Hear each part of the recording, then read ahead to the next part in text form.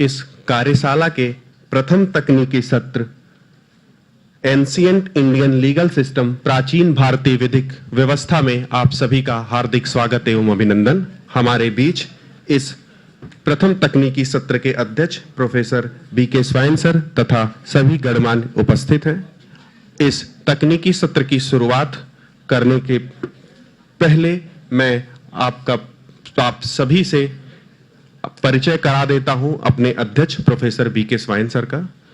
Professor BK Swain sir former head of department of धर्मशास्त्र विभाग श्री जगन्नाथ संस्कृत विश्वविद्यालय उड़ीसा से हैं। आपका 35 से अधिक वर्षों का अध्यापन का अनुभव है। आप farmer director research and publication Jagannath university से भी रहे हैं। आपने 17 पीएचडी सुपरवाइज किया है तथा 46 एमफिल सुपरविजन का कार्य किया है। आपकी 35 महत्वपूर्ण बुकें प्रकाशित हुई हैं, जिसमें से प्रमुख रूप से Dharmashastra on law and ethics, the voice of verdict, Dharmashastra and introductory analysis, Manu and introductory analysis, Dharmashastra as a link between tradition and modernity, Manu Smriti in translation in Odia and its critical note 7th edition now available in market, Niladri महोदया 2nd volume book on history and ritual of Jagannath temple, Narada Smritis Hindi translation. And आपने बहुत सारे lecture भी ancient society and Calcutta and Mumbai Swami Paramanand memorial lecture के अंतर्गत दिए हैं। Sir, हम आपका इस कार्यशाला में इस वैदिक विज्ञान केंद्र अपनी तथा इस सभी प्रतिभागी गणों की तरफ से हार्दिक स्वागत एवं अभिनंदन करते हैं।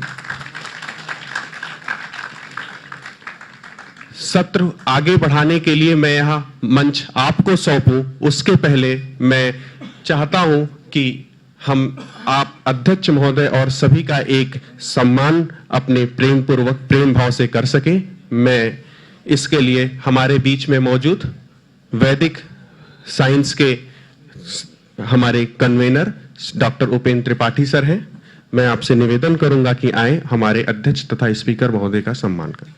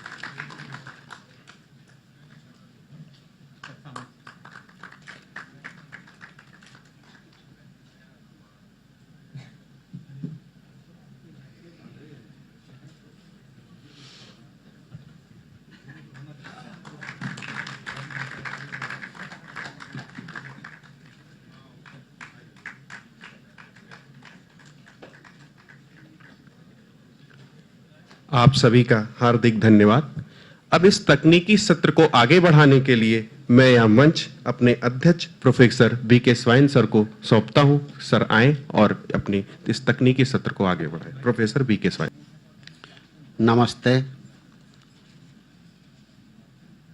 इसी सत्र के प्रारंभ से मैं मंचासीन वक्तागण और मेरे सामने उपस्थित सभी सदस्यों को इस सत्र को स्वागत करता हूं। और इसी सत्र के हमारे साथ 2 वक्ताएं हैं। दोनों में से हमारे पहले वक्ता श्री पीएन पराशर महोदय। श्री पराशर महोदय सुप्रीम कोर्ट के अब अधिवक्ता हैं और कंपटीशन कमीशन ऑफ इंडिया में पहले मेंबर थे और UP judicial service, higher judicial service में वो मैजिस्ट्रियल कोर्ट में काम किया और faculty of law Aligarh Muslim University में 74-75 में काम किया।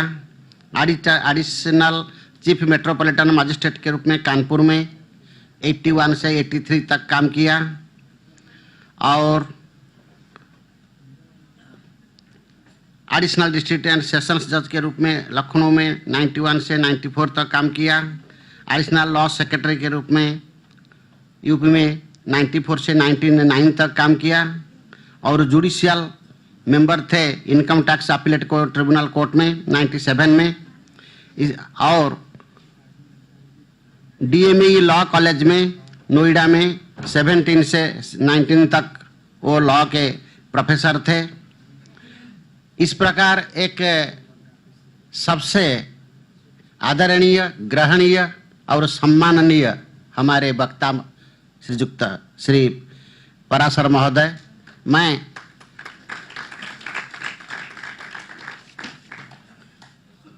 तैत्तिरीय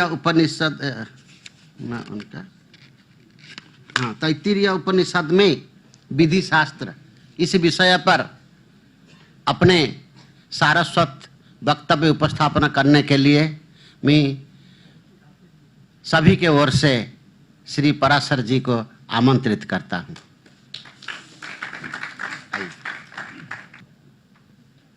आज के इस तकनीकी सत्र के अध्यक्षता कर रहे परम आदरणीय डॉक्टर बी के स्वयं साहब, मंच पर आसीन परम आदरणीय सम्माननीय डॉक्टर योगेश मिश्र जी, जिनकी ख्याति हमारे पूरे प्रदेश में और विशेष रूप से हमारे क्षेत्र में वेदों के ज्ञाता के रूप में और बहुत अधिक आध्यात्मिक रुचि रखने वाले मिश्र जी, मंच के सामने बैठे परम आदरणीय डॉक्टर उपेंद्र त्रिपाठी जी, जिन्होंने इस पूरे आयोजन को निर्देशित किया है, और डॉक्टर अनूप कुमार पांडे जी तथा बहुत ही कुशल संचालक मयंक जी। सबसे पहले मैं वेद विद्या की राजधानी, सत्य शिक्षा की राजधानी इस काशी नगरी को प्रणाम करता हूं। प्रणाम करता हूं इस काशी हिंदू विद्यालय को, जिसमें आने की जिज्ञासा मेरी पिछले 50 वर्षों से लगातार रही और आज ये सुअवसर मिला है। मैं प्रणाम करता हूं इस महान संस्था के, जो अंतर्राष्ट्रीय ख्याति और सम्मान प्राप्त कर चुकी है, ऐसे विश्वविद्यालय के संस्थापक परम श्रद्धेय, परम पूजनीय आदरणीय मदन मोहन मालवीय जी को, जिनकी एक एक श्वास विद्या के क्षेत्र में, एक एक वचन, एक एक कर्म की पूजा हम सभी करते रहते हैं। मेरा परिचय माननीय न्यायमूर्ति श्री गिरधर मालवीय जी, जो कुलपति हैं इस विश्वविद्यालय के, कुलाधिपति हैं इस विश्वविद्यालय, उनसे मेरा परिचय कम से कम 30, 35, 40 साल पुराना है। और जब भी मैं उनसे मिलता था, मैंने इलाहाबाद में ओएसडी था तो एक 125 साल का कार्यक्रम था। 125 साल जब हाई कोर्ट के पूरे हुए, उच्च न्यायालय इलाहाबाद के, तो मुझे वहाँ ओएसडी नियुक्त किया गया और उस समय मैंने इलाहाबाद उच्च न्यायालय का जो इतिहास था वो उसका अध्ययन किया।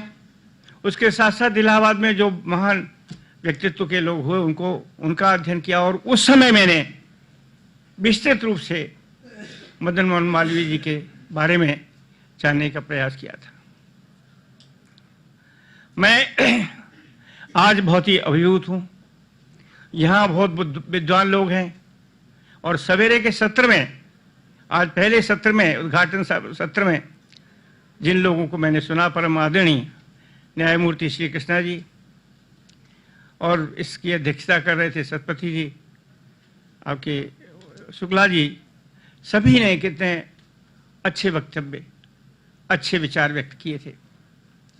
ये वास्तव में मैं इसे गौरव का अवसर मानता हूं, ऐतिहासिक अवसर मानता हूं, क्योंकि आदरणीय त्रिपाठी जी और अनूप पांडे जी और आपके सभी साथी आयोजकों ने जो महान कार्य किया है वो एक संगम के रूप में है, महान संगम। कितना बड़ा विचार है आपका। संगम है एंशिएंट विधि का, प्राचीन भारत की विधि का और आधुनिक भारत में विधि के ज्ञान का। उस संगम में आपने बुलाया है 3 पीढ़ियों को। एक पीढ़ी जिसको आपने इस प्रातःकाल के सत्र में सुना, जिन्होंने सब कुछ देखा है, अपने अनुभव, विचार, अपना ज्ञान आपको देने का प्रयास किया। दूसरी पीढ़ी वो है जो संकाय में विधि के फैकल्टी मेंबर्स हैं जो आपको पढ़ा रहे हैं। और तीसरी मेरे जवान नौजवान साथियों, तीसरी पीढ़ी आपके जैसे स्कॉलर्स की है, स्टूडेंट्स की है। तो ये महान संगम है। यहाँ पर सभी तरह के, सभी तरफ से, सभी दिशाओं से आप जैसे प्रतिभागी आए हुए हैं और विषय भी ऐसा गूढ़ है और महत्वपूर्ण है। और मैं कहूँगा इसको, ये इतना अनुपयोगी है कि एक तरफ तो मैं आपको धन्यवाद देता हूं और मुबारकबाद देता हूं इस बात का कि आपने कल्पना की, विचार किया ऐसे विषय पर यहाँ सभी लोगों को बुलाने का। मैं तो समझता हूं एक विधि के छात्र के रूप में, आज भी मैं अपने को एक जिज्ञासी विधि का छात्र ही समझता हूं। मेरी कैपेसिटी सिर्फ आप लोगों जैसी है, क्योंकि मैं बहुत ही पैशनेट रहता हूं कोई चीज़ सीखने के लिए, पढ़ने के लिए।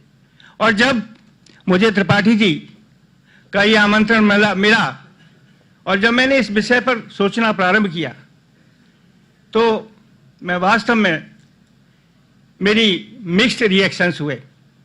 मिक्स्ड रिएक्शंस ये हुए, तो बहुत खुशी थी कि मैं काशी विश्वविद्यालय में जाऊंगा, वहाँ सब लोगों से मिलूंगा, जो मेरा बहुत पुराना सपना था। दूसरा, मुझे बहुत खेद हुआ, पश्चाताप हुआ, ग्लानि हुई जब मैंने विषय के बारे में पुस्तकें ढूंढना शुरू किया, साहित्य को ढूंढना शुरू किया। तो पहला सवाल यह हुआ कि हमारे भारतवर्ष में आप सभी लॉ के स्टूडेंट्स भी हैं, टीचर्स भी यहाँ बैठे हैं। एक विचार शुरू से भी आता था, मैं जूरिस्प्रूडेंस में काफ़ी अध्ययन करता था और जितने जूरिस्ट हमारे कोर्स में थे, सामंड, ऑस्टिन और कैल्सन, सभी की थियरीज को खूब अच्छी तरह से पढ़ता था। तो मैं ये समझता था और आज भी मैं ये प्रश्न करता हूँ कई लोगों से कि भारतवर्ष में अब तक कितने जूरिस्ट हुए हैं। कौन सा जूरिस्ट है जिसने कंसेप्ट ऑफ लॉ के बारे में, कंसेप्ट ऑफ स्टेट के बारे में, कंसेप्ट ऑफ जो भी लीगल इश्यूज हैं उनके बारे में, कौन कौन से जूरिस्ट हिंदुस्तान में पैदा हुए हैं जिन्होंने ये कोई जूरिस्प्रूडेंस पैदा किया। तो मुझे शायद आप लोग बताएंगे और आप में से कोई बताइए कि हिंदुस्तान में कैसे कितने जूरिस्ट हुए हैं जिन्होंने न्याय के क्षेत्र में, विधि के क्षेत्र में कंसेप्ट्स को स्थापित किया हो। बहुत सी पुस्तकें हम पढ़ते रहे जूरिस्प्रूडेंस की, बहुत हमने पढ़ाया भी और पढ़ा भी। न्याय के क्षेत्र में भी हमने लगभग 40 साल काम किया है। तो विधि के क्षेत्र में स्टूडेंट से लेके मैंने प्रारंभ ही एज प्रोफेसर ऑफ लॉ किया था अलीगढ़ मुस्लिम यूनिवर्सिटी में, और अंत में मैंने डीएमई लॉ कॉलेज में प्रोफेसर के रूप में ही कार्य किया है। और अब भी मैं सुप्रीम कोर्ट में प्रैक्टिस करता हूँ। तो न्याय के क्षेत्र में रहा, कई मैं कमीशंस में रहा और भी मैंने बहुत से काम किए कानून के संबंध में। पर यह समझ में नहीं आता कि हमने अपना योगदान जूरिस्प्रूडेंस में क्या दिया है। मैंने पुस्तकों को ढूंढना शुरू किया तो मुझे मेरे एक मित्र हैं श्याम शंकर उपाध्याय, जो राजभवन में विधि परामर्शी थे और उनकी रुचि है बहुत शास्त्रीय ज्ञान को संकलित करने में, पुस्तकें बहुत लिखी उन्होंने। मैंने उनसे पूछा कि आप बताइए कुछ पुस्तकें मुझे ताकि मैं तैयारी कर सकूं। उन्होंने 1-2 पुस्तक बताई। जस्टिस रामा जॉइस, जो हिमाचल पंजाब हाई कोर्ट के चीफ जस्टिस थे, बहुत ही विद्वान न्यायाधीश रहे हैं, उन्होंने एक पुस्तक, मैं उस पुस्तक को लाया भी हूँ,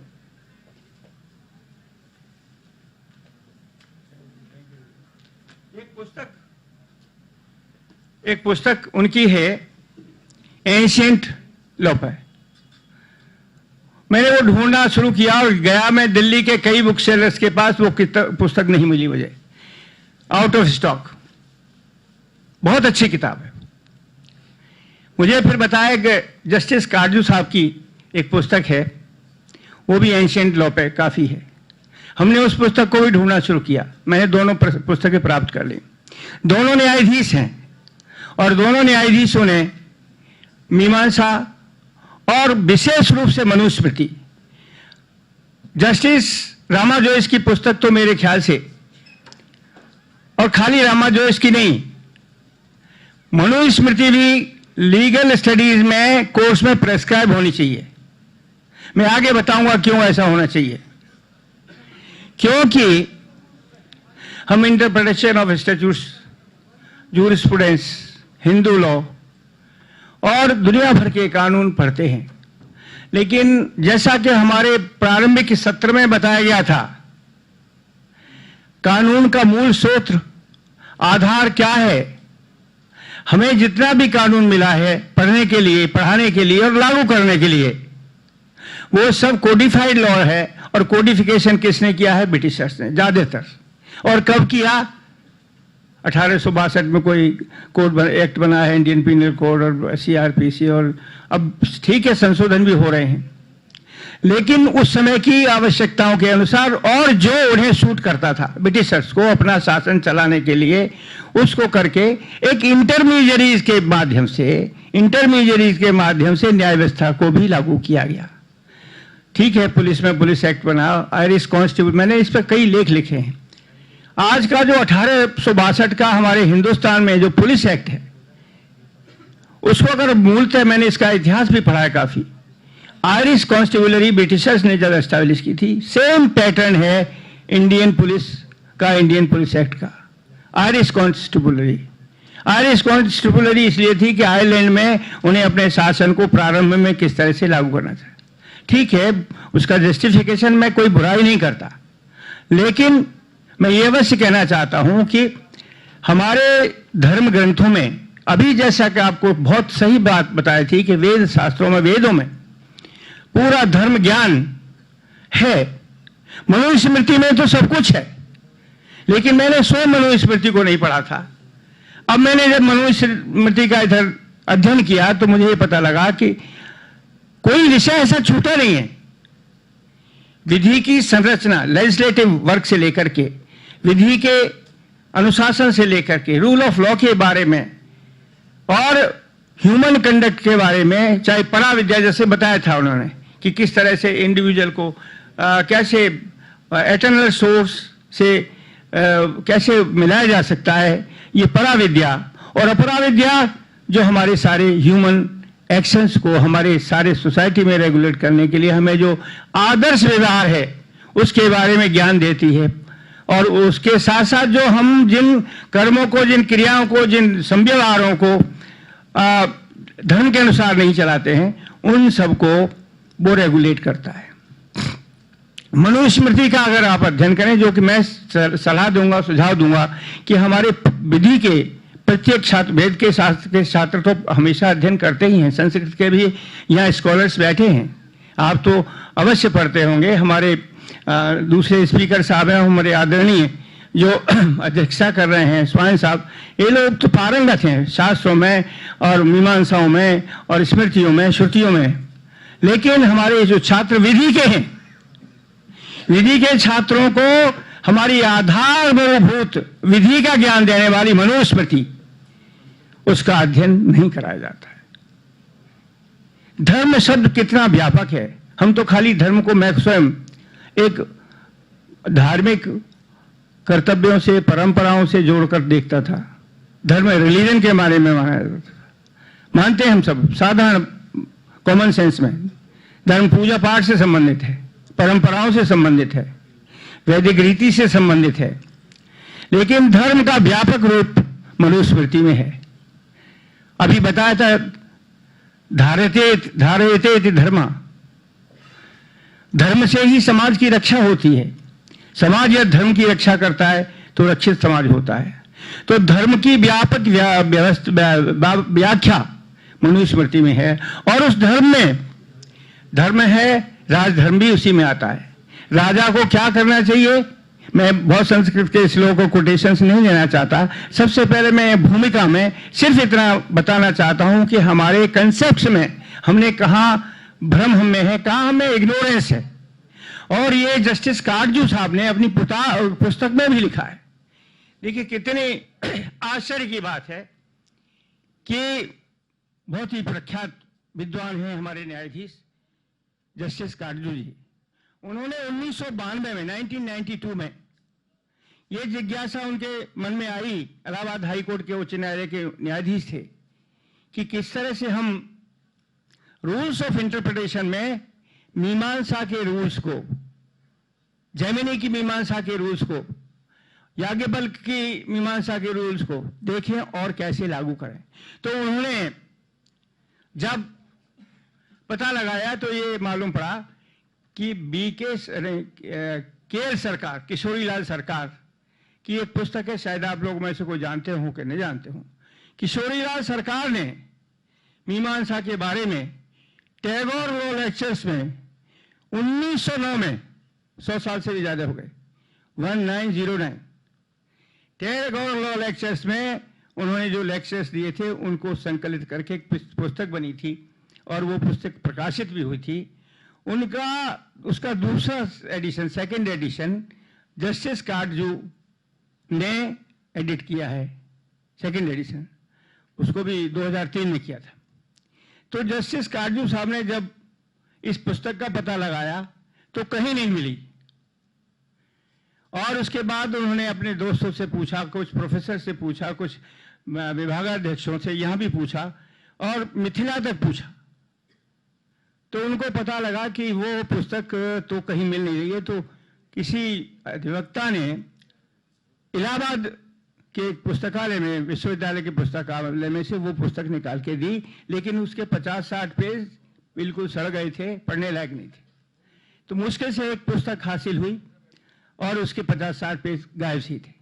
इंडियन लॉ हाउस से फिर वो पुस्तक मंगाई गई। हमारे भारत की निधि बीके सरकार की पुस्तक मीमांसा पर, लॉ पर, इंटरप्रिटेशन ऑफ रूल्स ऑफ मीमांसा, इंटरप्रिटेशन ऑफ रूल्स ऑफ मीमांसा, हिंदुस्तान के एक बहुत अच्छे विद्वान ने लिखी, प्रकाशित भी हुई। और कहाँ से प्रकाशित हुई और कैसे? Tagore law lectures. विधि के जो भी छात्र यहाँ उपस्थित हैं, मैं उनसे जरूर निवेदन करूंगा कि किसी भी विषय पर आप टैगोर लॉ लेक्चर्स को जरूर पढ़िए। मैं अपना अनुभव बताता हूं कि जब 1969 में, 70 में, आज से लगभग 50 वर्ष पूर्व, मैं जब विधि का छात्र था, तो इंटेंशन, मेंसरिया, नॉलेज, डिजायर, इन सब छोटे छोटे अटेम्प्ट, इन सब छोटे छोटे शब्दों की व्याख्या के लिए मैंने शमसुल हुदा के लेक्चर्स थे। तो आईपीसी पर टैगोर लॉ लेक्चर्स के 1902 में या 3 में प्रकाशित हुआ था। वो मुझे बड़ी मुश्किल से हमारी अलीगढ़ मुस्लिम विश्वविद्यालय की लाइब्रेरी मिल गई थी और मैंने उससे जो पढ़ा, उसी कंसेप्ट को मैं आज भी बड़ी क्लैरिटी के साथ स्टूडेंट्स को पढ़ाता हूँ। मैं यहाँ विधि के विषय पर नहीं बोलना चाहता, लेकिन मैं ये जरूर बताऊंगा आपको कि टैगोर लॉ लेक्चर्स में एक ऐसा स्टोर है नॉलेज का, जो देश के विभिन्न विद्वानों के लेक्चर्स हैं किसी भी विषय पर, वो बहुत अच्छे हैं। ये पुस्तक जो थी मीमांसा रूल्स ऑफ इंटरप्रिटेशन, ये टैगोर लॉ लेक्चर्स में केएल सरकार की किताब थी। वो पुस्तक खैर जस्टिस काटजू साहब को मिली, उन्होंने उसका रिवाइज किया और बहुत अच्छा लिखा है उन्होंने। जो मेरी भावना भी है कि हम इतने इग्नोरेंट रहे, इतने इग्नोरेंट रहे अपने स्वयं के अमूल्य निधि के बारे में कि हम इधर उधर भागते रहे। ये उन्होंने कहा कि रिग्रेटेबल है, ये अफसोस की बात है। तो हम लोगों ने क्या किया रूल्स ऑफ इंटरप्रिटेशन में, जैसा कि काटजू साहब ने किया, हम भी समझते हैं और आप भी जानते हैं कि हम रूल्स ऑफ इंटरप्रिटेशन में तमाम लोगों को, तमाम मैगजीन्स को देखते रहते हैं। किसी ने कानून की परिभाषा, लॉ की परिभाषा क्या दी, ऑस्टिन ने क्या कहा, किसी ने कहा कमांड ऑफ सोवरेन है, law is command of sovereign है, सैंक्शन विद द पनिशमेंट, कानून शासक का, प्रशासक का, राजा का, आदेश है, कमांड है और उसमें पनिशमेंट है। बिना पनिशमेंट के कोई नहीं मानेगा। कैसर ने कहा नहीं, कानून केवल भय के कारण नहीं माना जाता। कानून एक ऑट करेक्टर की वजह से, क्या होना चाहिए, कैसा होना चाहिए, क्या व्यवहार होना चाहिए, उसकी वजह से भी माना जाता है। विभिन्न प्रकार के कानून के पहलुओं पर विभिन्न प्रकार के जूरिस्ट ने विभिन्न तरह से कानून जैसे शब्द को परिभाषित करने का प्रयास किया, लेकिन कानून की कोई परिभाषा एक नहीं दे पाया। What is law? अगर आप पूरा जूरिस्प्रूडेंस पढ़ें तो कई विद्वानों ने कहा कि कानून को डिफाइन किया ही नहीं जा सकता। कानून को law can not be defined. बहुत ही ऐसे रिमार्क्स बहुत ही अच्छे विद्वानों के। बहुत सिंपल सी बात कानून के बारे में हम लोग अपनी परिभाषा के रूप में कह सकते हैं। What is law? Law is body of rules which regulates human conduct in this given civilized society. Body of rules which regulates human conduct in a civilized society. आप मत कोट करिए और ऑस्टिन को मत करिए, सामंड को मत करिए, इसको मत करिए। आप सिंपल भाषा में समझिए कि कानून हमारे व्यवहार को, हमारी समव्यवहार को सभ्य समाज में रेगुलेट करता है। अगर आप ओरिजिन में जाएं, बैकग्राउंड में जाएं, इतिहास में जाएं, तो आपको लगेगा जब से सभ्य समाज की स्थापना हुई है तब से नियम कानून लागू हुए, चाहे वो दैवीय नियम हो, चाहे धार्मिक नियम हो। हमारे कंडक्ट के बारे में, सिविल कंडक्ट के बारे में, चाहे राजा द्वारा दी गई आज्ञा हो, चाहे ऑर्डिनेंस हो, चाहे आज संविधान द्वारा या आज की पार्लियामेंट द्वारा जो भी रूल्स रेगुलेशंस नोटिफिकेशंस बनते हैं, कानून बनते हैं, संशोधन होते हैं, सब हमारे कंडक्ट के लिए तो बनते हैं। और कानून कितना व्यापक है, कितना इसका व्यापी प्रकार है और कितना व्यापक रूप से लागू होता है। आप अपने घर में अपने बच्चे से कैसे व्यवहार करेंगे, कानून से रेगुलेटेड है। आप बच्चे से सिगरेट शराब नहीं मंगा सकते, मंगाते हैं तो आप दंडनीय हो जुवेनाइल जस्टिस एक्ट में। आप बच्चे के साथ क्रूरता करते हैं तब भी कितना क्रूएल्टी का लॉ लग जाता है। और पत्नी के बारे में तो कितने कानून हैं। अभी सवेरे के सत्र में हमारे सतपति साहब ने परम आदरणीय श्रद्धेय महिलाओं के बारे में दुनिया भर की अच्छी बातें बताई और ये बताया कि स्मृतियों में, वेदों में नारी यस्य नार्यस्य पूजन्ते रमन्ते तत्र देवता, सभी को मालूम है और नारियों की बहुत सम्मान है। लेकिन आज की स्थिति ये है, बहुत संविधान, बहुत कानून, सब कुछ बन रहे हैं कि अगर आप अपनी पत्नी के साथ दुर्व्यवहार करते हैं, डोमेस्टिक वायलेंस, आप किसी तरह से क्रूरता करते हैं तो कानून। चलिए घर की बात छोड़िए, सड़क से बाहर चलते हैं, सड़क पर अगर रोड के रूल्स को उल्लंघन करते हैं घर से निकलते ही तो कानून। आप अगर कार्यालय में जाते हैं तो कानून, कारखाने में जाते हैं तो कानून। कहीं भी जाइए, कुछ भी करिए, जीवन के हर पक्ष में कोई भी हैबिट आपकी ऐसी नहीं है।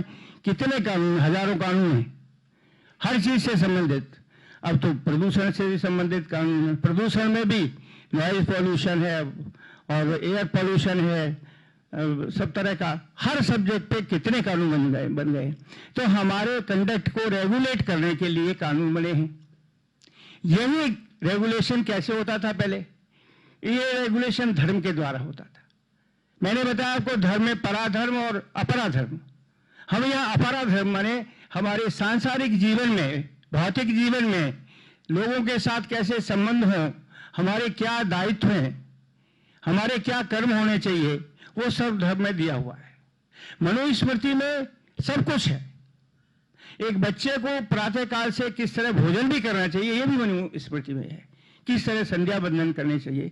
तो हमारे विद्यालयों में जो हितोपदेश वगैरह में प्रारंभ में कुछ सिखाया जाता था वो क्या था? वो कैल्सन का ऑड करेक्टर था। कैल्सन का ऑड करेक्टर क्या था कि बच्चे को कैसे बिहेव करना चाहिए। अव्यादनशीलस्य नृत्यो वृद्ध्योपवेशनम चत्वारतस्य वर्धन्ते यस्या विद्या यश बल आयु आयुर्विद्या यशोबलम, आयु विद्या यशोबलम। तो ये हमें सिखाया जाता था बचपन में, क्योंकि ये हमारे धर्म का एक अंग है कि हम वृद्धों की सेवा करें। माता पिता को पूजा करें। मैं सवेरे उठ करके माँ बाप के पैर छू करके विद्यालय जाता था। किस कानून में है कि आप प्रातः काल उठ करके अपने माँ बाप के पैर छू के जाइए, आशीर्वाद लेंगे? नहीं। लेकिन हमारा व्यवहार रेगुलेटेड था by this types of guidance given on moral ground under the Vedas. तभी तो हमारा ये व्यवहार हुआ। अगर एक विद्यार्थी बहुत सम्मान के साथ, मैं भी करता हूं, सड़क पर मेरे कोई टीचर मिल जाते तो पैर छूता हूं।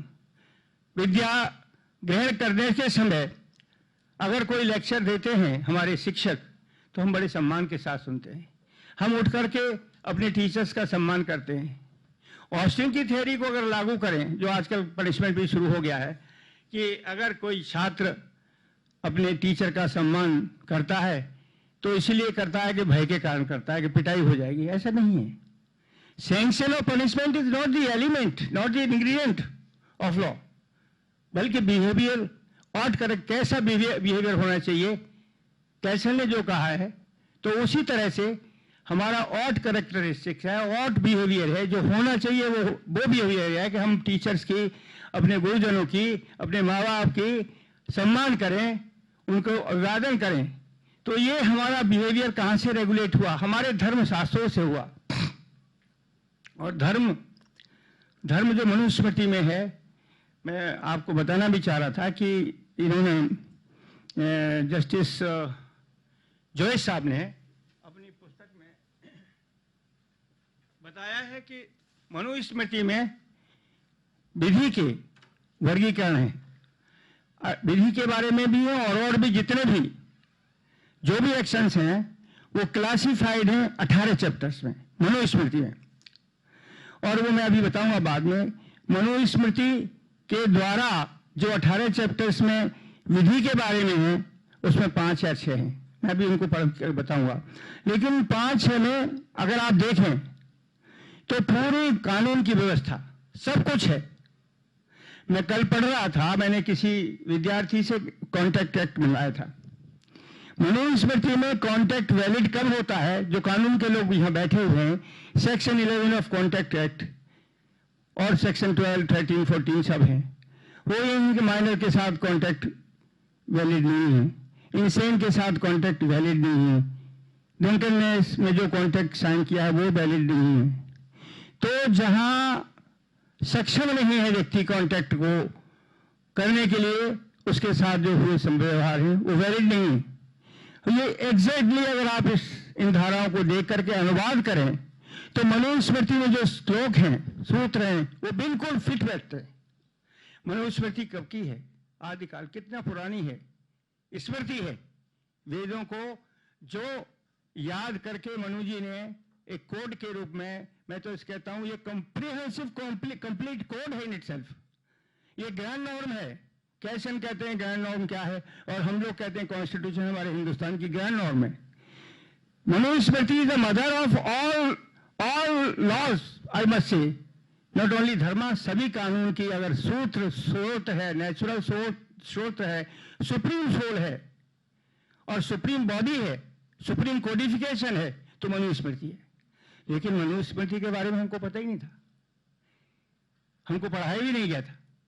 मैं पुनः ये कहना चाहता हूं कि भले कोर्स में हो, आप जिज्ञासु हैं, स्टूडेंट्स हैं, स्कॉलर्स हैं, जो संस्कृत के विद्यार्थी नहीं है, कानून के विद्यार्थी हैं, वो मनुस्मृति को जरूर पढ़ें।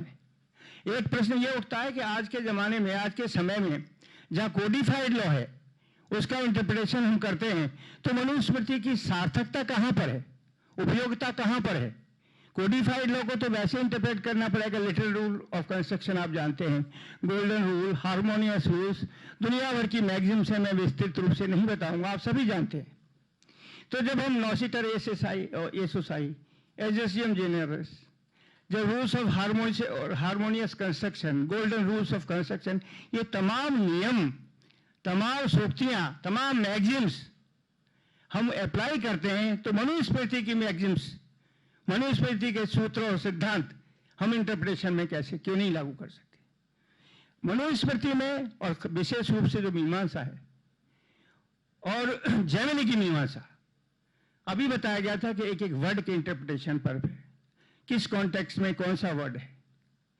तो अगर जैमिनी की मीमांसा या दुनिया भर के और विद्वानों ने मीमांसाएं लिखी, उनको हम पढ़ के देखते तो सही, तो हम नॉसिटर एसोसाई को या एग्जॉर्सिज्म जेनेरिस को या गोल्डन रूल ऑफ मिशीफ रूल को लागू करते हैं तो कहां से लाते हैं? कोडिफाइड तो रूल्स नहीं है, ये मैक्सिम्स ही तो हैं, बोरोड मैक्सिम्स हैं, हम अप्लाई करते हैं कि अगर दो शब्दों में कोई भेद है, दो कंट्राडिक्टरी है, कॉन्फ्लिक्ट डिसीजंस है, कॉन्फ्लिक्ट है, तो हम हार्मोनियस कंस्ट्रक्शन कैसे करेंगे?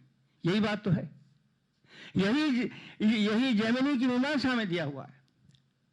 सामंजस्य रूल है, विकल्प रूल है, और इनको अप्लाई किया जस्टिस मार्कंडेय कारजू ने 1992-93 में उत्तर प्रदेश में रिपोर्टेड जजमेंट से मैं लाया हूं। तो जस्टिस मार्कंडेय कारजू जब मीमांसा के नियमों को लागू कर सकते हैं 2-3-4 डिसीजन में, सुप्रीम कोर्ट में भी जजमेंट में मीमांसा के नियमों को इंटरप्रिटेशन के लिए लागू किया गया है। तो जब ऐसा प्रयास किया जा सकता है तो हमें अब तक अनभिज्ञ क्यों रहे? हमारे न्यायाधीशों ने ठीक बहुत अच्छा काम किया, रूल्स का इंटरप्रिटेशन किया, और हमने भी किया, पढ़ाई की, लिखाई की, लेकिन ये दुर्भाग्य का ही विषय कहूंगा मैं कि आज जिस चीज की आवश्यकता हम आज इस मंच पर समझ रहे हैं, और आज का जो प्रयास है बहुत अच्छा प्रयास है कि हम पाश्चात्य भारतीय संस्कृति सभ्यता के साथ साथ पाश्चात्य विधि कानून को भी समझें, और पाश्चात्य विधि कहां पर है ये ढूंढें, निकालें।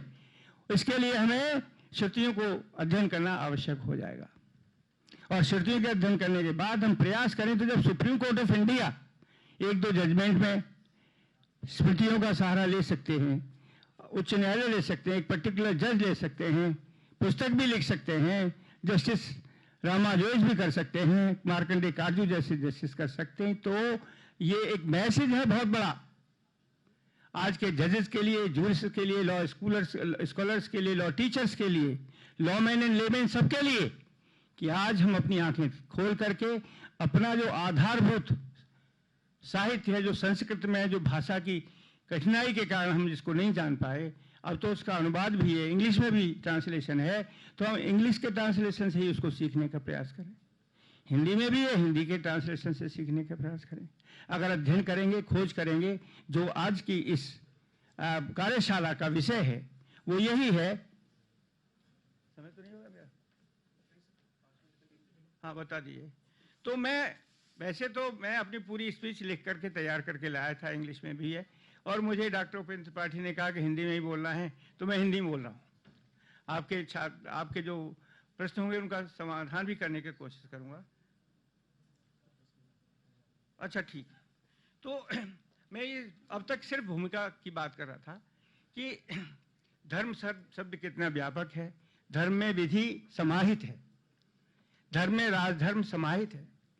पुरानी मीमांसाओं में खाली विधि की बात नहीं है, विधि के सूत्र तो बहुत ही व्यापक है। और अगर आज कंपेयर करें आप संविधान में जो भी आर्टिकल्स हैं, अगर ढंग से देखें तो वो सब है जो हमारी मनुस्मृति में और हमारे वेदों में है। जैसे नारी के बारे में है, आर्टिकल 14 सब जानते हैं, समानता का अधिकार। तो हमारे यहाँ तो संविधान में समानता का अधिकार दिया है, और ये समानता का अधिकार आज से नहीं है, संविधान बना 1950 तब से नहीं है, बहुत पहले से है। नारी के बिना यज्ञ पूजा नहीं हो सकता, नारी के बिना, और कितने नारी की महत्ता के बारे में मैं दोहराऊंगा, आनंद सतपथी जी ने सब बताया है। तो चाहे फंडामेंटल राइट्स हो, right of life and liberty हो, समानता है। लाइफ एंड लिबर्टी अगर पुरुष की किसी तरह से डिप्राइव होता है तो उसके लिए जो कानून वही महिलाओं के लिए है। एम्प्लॉयमेंट में भी केवल सेक्स के आधार पर कोई विरोध नहीं किया जा सकता, आर्टिकल 16 है। Directive principles of state policy में तमाम प्राविधान है इस बात के हैं कि महिलाओं के कल्याण के लिए ये होना चाहिए, वो होना चाहिए। मैं एक प्रोविजन को यहाँ पढ़ के नहीं सुनाना चाहता, आप तो खुद लॉ के स्टूडेंट्स हैं, देख लीजिए। फंडामेंटल ड्यूटी के चैप्टर्स में भी we have to respect the composite culture of India, heritage, composite culture, human. तो भारतीय संविधान की प्रस्तावना से लेके फंडामेंटल राइट्स में और सब में आप देखिए, और कस्टमरी लॉ जितना भी हमारा है, यूसेज जो भी है वो आर्टिकल 13 के अनुसार ये लॉ के में इंक्लूडेड है।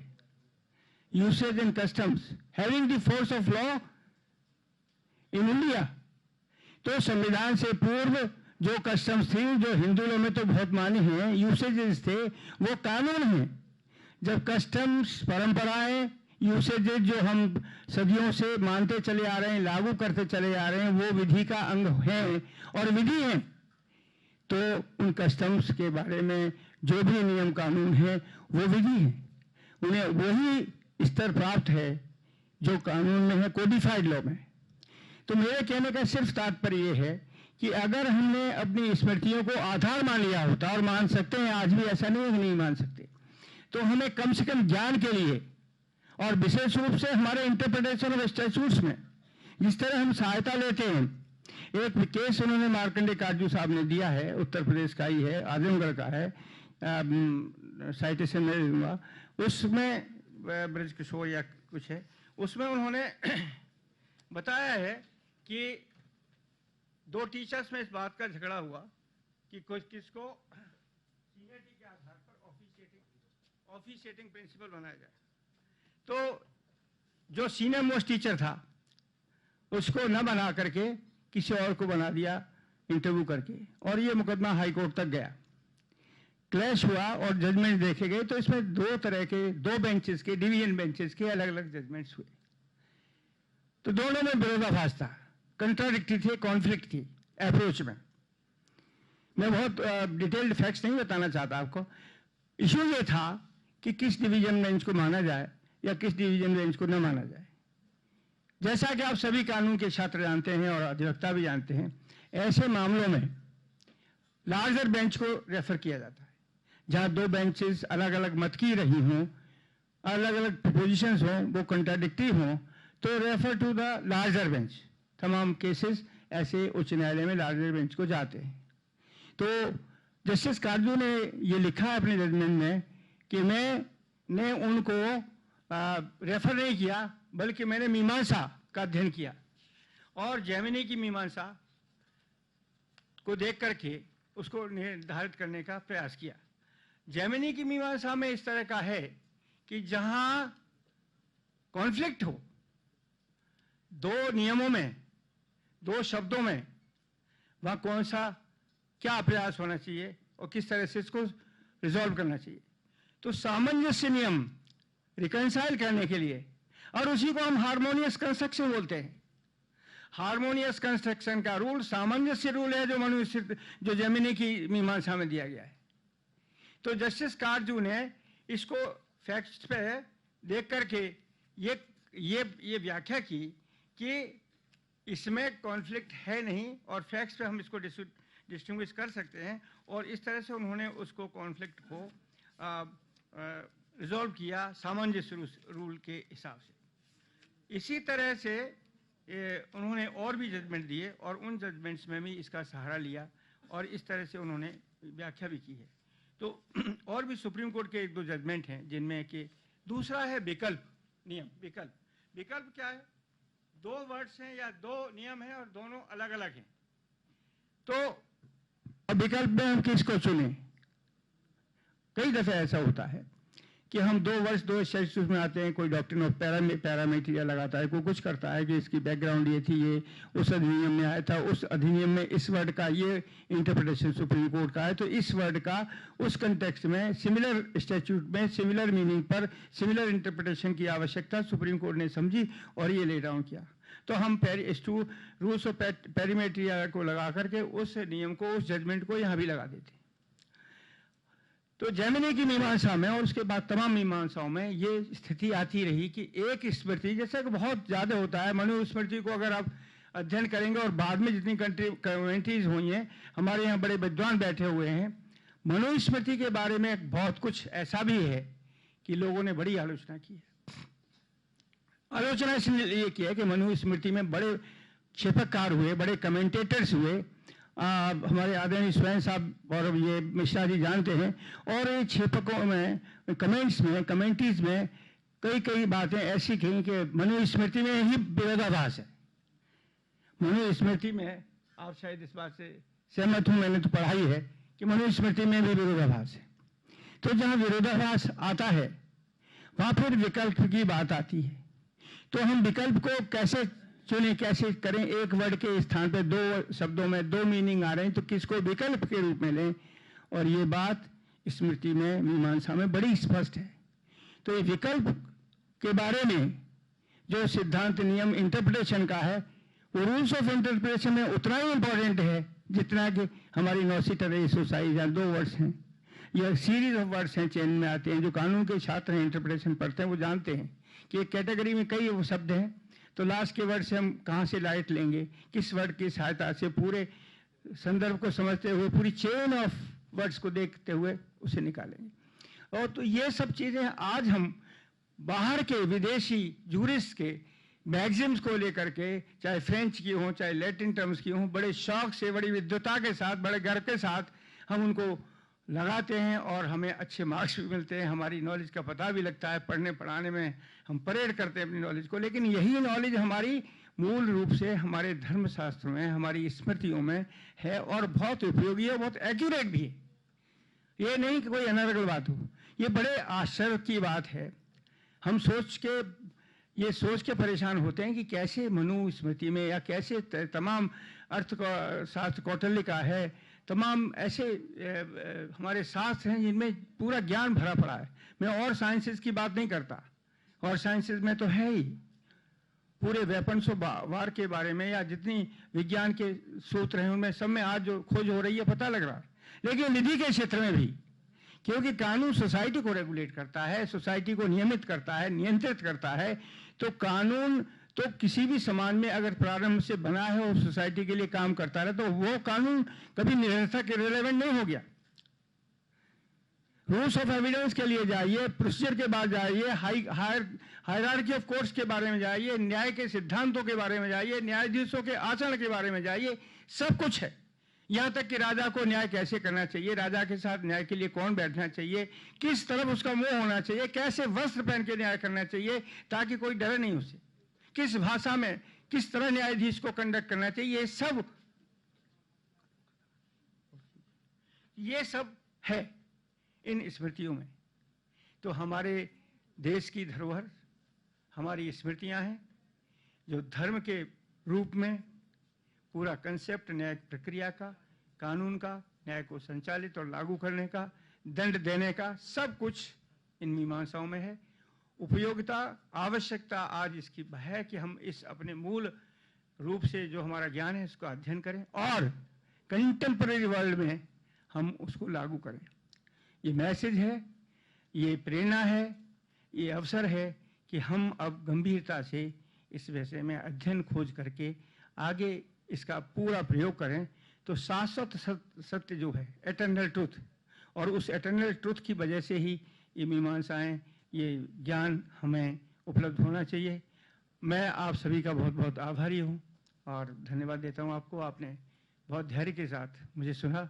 मैं जो लिख करके स्पीच लाया था वो छापने के लिए दे दूंगा, मैंने उसमें से कुछ बोला नहीं है। जो मेरे विचार मन में आते गए, जो मेरी भावनाएं थी, उनको ही मैंने व्यक्त किया है। और चूंकि मैं स्वयं भावुक हो गया था इस विषय को अध्ययन करते करते, और आगे करूंगा भी, इसीलिए मेरी आपसे ये अपेक्षा अवश्य है छात्रों के रूप में कि आप अपने पौराणिक आधारभूत ज्ञान को, अपने वेद शास्त्रों को भूलिए मत और उनसे लाभान्वित होइए। लाइट आपको, प्रकाश आपको, प्रेरणा आपको ज्ञान से वहाँ से अवश्य मिलेगा। ये हमारे पुरानी पीढ़ियों के जो ऐसे महान विद्वान, स्कॉलर्स या ऋषि मुनि रहे, उनका ज्ञान बहुत अच्छा है और उसको उपलब्ध भी है, हम उसकी खोज करते रहें। बहुत बहुत धन्यवाद।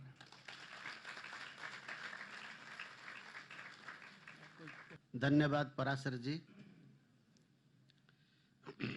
आपने एक विस्तृत रूप से अपना अनुभव के साथ प्राचीन भारतीय कानून, विधि व्यवस्था और इसका सांप्रतिक जो व्यावहारिक दशा दिशा है, इसके बारे में कुछ विचार रखा है। बहुत बहुत धन्यवाद। प्रोफेसर जोगेंद्र मिश्रा जी के आह्वान करता हूं। प्रोफेसर जोगेंद्र मिश्रा जी हिमाचल प्रदेश में गुरु घासीदास विश्वविद्यालय के प्राक्तन प्राचार्य हैं, फॉर्मर प्रोफेसर, और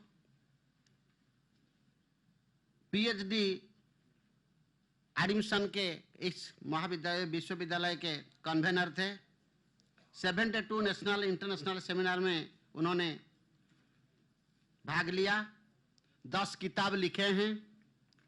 20 जर्नल में उनके लगभग 100 आर्टिकल पब्लिश हुआ है।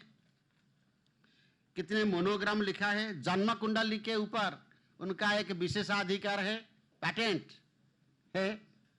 और महात्मा गांधी अंतर्राष्ट्रीय हिंदी विश्वविद्यालय वर्धा में वो राष्ट्रपति के द्वारा नियुक्त कोर्ट मेंबर हैं। और आईआईटी एग्रीकल्चर मिनिस्ट्री में वो परामर्शी हैं। इसके अलावा वो एमएचआरडी का हिंदी समिति के माननीय सदस्य है। इस प्रकार एक विद्वान हम यहाँ उनसे कुछ सुनने के लिए हैं। मैं प्रोफेसर मिश्रा जी के आह्वान करता हूँ, वो तैत्तिरीय उपनिषद में विधि शास्त्र इस विषय के ऊपर अपना विचार डालें। प्रोफेसर मिश्रा जी। नमोस्तु रामाय सलक्ष्मणाय देव्यै च तस्यै जनकात्मजायै नमोस्तु रुद्रेन्द्रयमानिलेभ्यो नमोस्तु चन्द्रार्कमरुद्गणेभ्यः रामं रामानुजं सीतां भरतं भरतानुजं सुग्रीवं वायुसूनुं च प्रणमामि पुनः पुनः। जगन्नाथ स्वामी नयन पथगामी।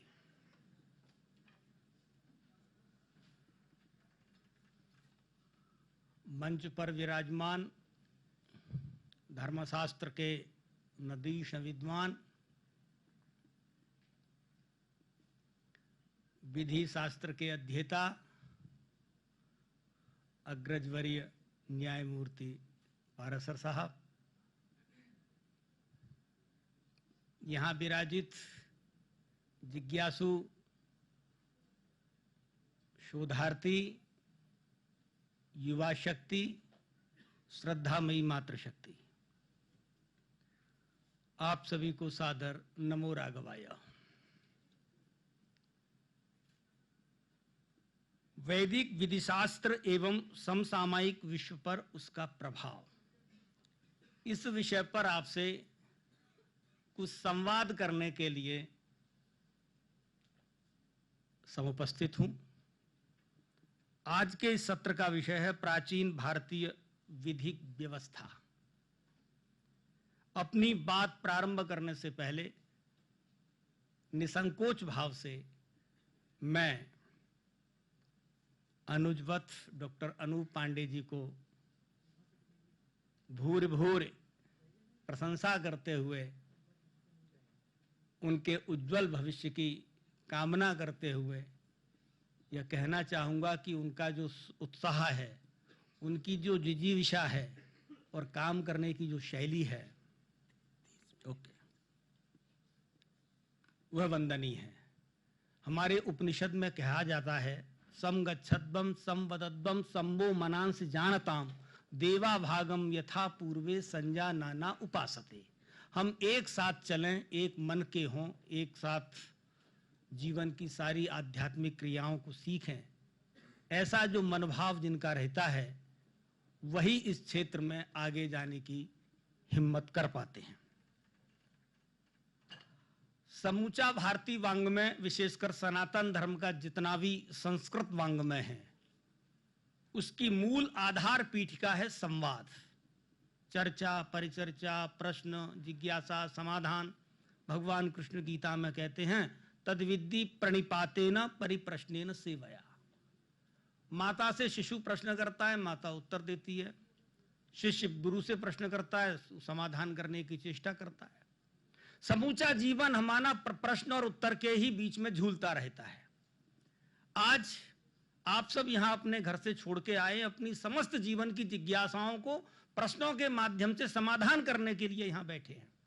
और जिस अनुशासन में हम लोग यहां बैठे हैं, हस्ताक्षर, उपस्थिति, इसके मूल में जो अनुशासन है, हम अनुशासन की बात कर रहे हैं विधि व्यवस्था में, और विशेषकर प्राचीन भारत की जो विधिक व्यवस्था है, मुझे यहां बोलने के लिए जो खड़ा किया गया है वो तैत्तरीय उपनिषद के भीतर जिस अनुशासन की अवधारणा की गई है भारत में स्वतंत्रता के बाद और उससे पहले।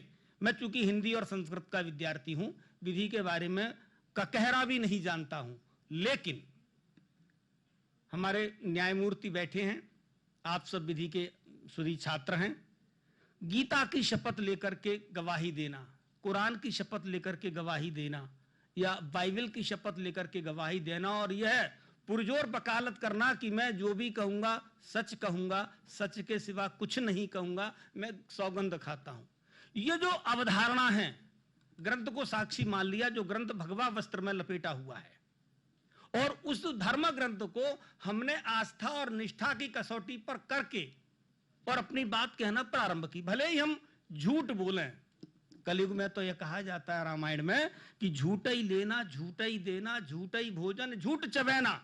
जो जितना झूठ बोलने में सिद्ध हस्त होगा, आज उतना ही वह काबिल है।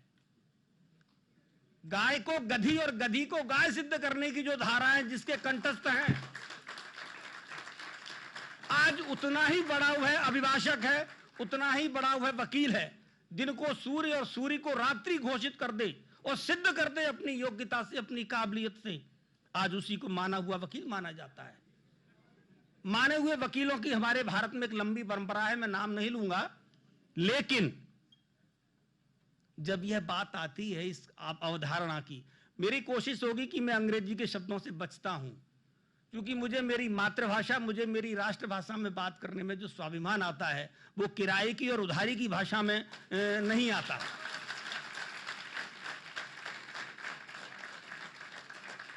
मित्रों, उधारी की और किराए की भाषा में हम वह नहीं पा सकते हैं जो हमें हमारी मां की लोरी से, मां के आंचल से जो भाषा में हमें प्राप्त हुआ है, वह हमें वही सुख मिलेगा और उसी से जीवन का आनंद मिलेगा। कहा गया, शास्त्र सुचिंतित पुण्य पुण्य देखिए। भारत का और दुनिया का वकील, जिसे हम हिंदी में अभिभाषक कहते हैं, वकील हिंदी का शब्द नहीं है, वह अभिभाषक रात और दिन संविधान को, धाराओं को पढ़ता रहता है। क्यों? क्योंकि शास्त्र कहता है कि शास्त्र सुचिंतित पुण्य पुण्य देखिए। यदि जो शास्त्र को बारंबार नहीं पलटेगा, आलोड़न बिलोड़न नहीं करेगा, मक्खन में जब तक मथनी नहीं चलेगी घृत नहीं निकलेगा। हमें जीवन के उत्स से मक्खन निकालना है तो शास्त्र सुचिंतित पुण्य पुण्य देखिए, हमें उस शास्त्र को बार बार पलटना होगा। अब प्रश्न आता है, बड़े बड़े योद्धा, धुरंधर, अभिभाषक आए और चले गए, लेकिन महाभारत मूल प्रश्न छोड़ देता है।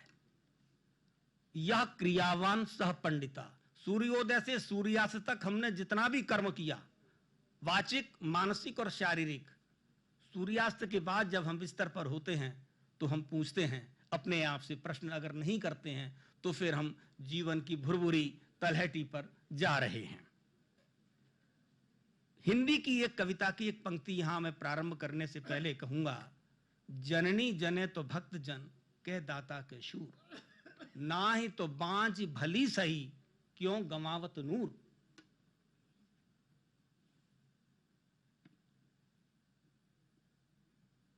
आप सबके अंतःकरण में जो विराजित परमात्मा है वह हमसे प्रश्न करता है। मैं दो शब्द जानबूझ के यहां अंग्रेजी के प्रयोग करूंगा, एक एटीट्यूड, एक मैनर्स। मित्रों, मैनर्स किसी खेत में पैदा नहीं होते और एटीट्यूड कोई हमें सिखा नहीं सकता।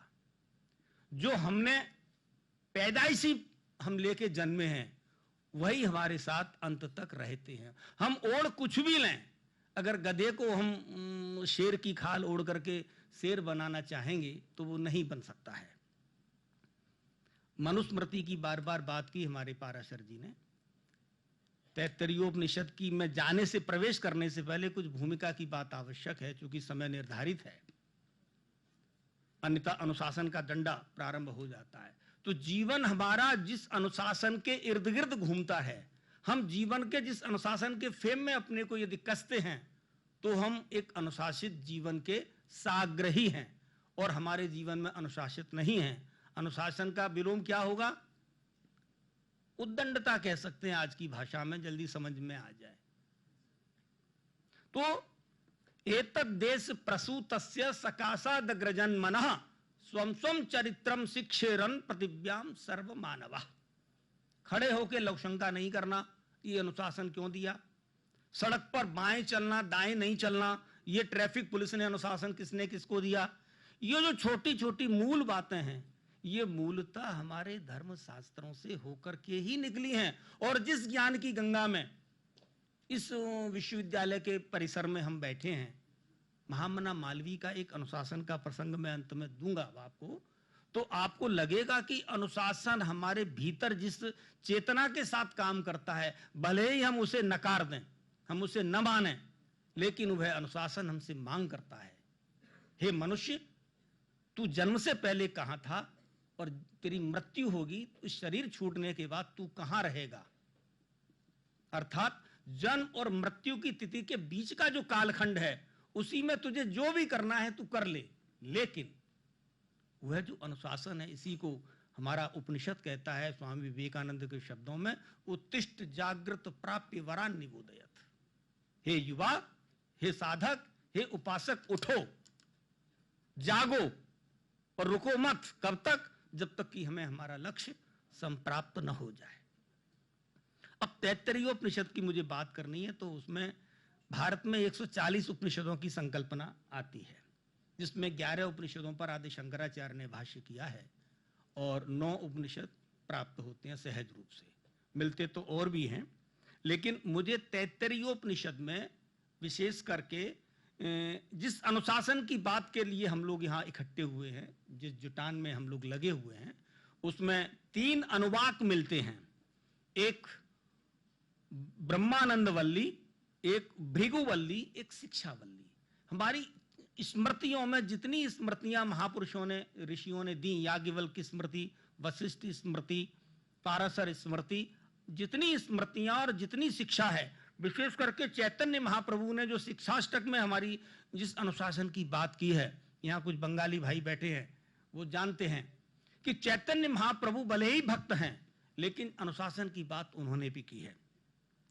तो पहला आता है जो शपथ ली जाती है ना गीता की, सत्यम वद। ये धारणा कहां से आई? हम क्यों सत्य बोलें? सत्य को बोलने से क्या होगा और असत्य को बोलने से क्या होगा? सत्यम ब्रूयात प्रियम ब्रूयात ना ब्रूयात सत्यम अप्रियम।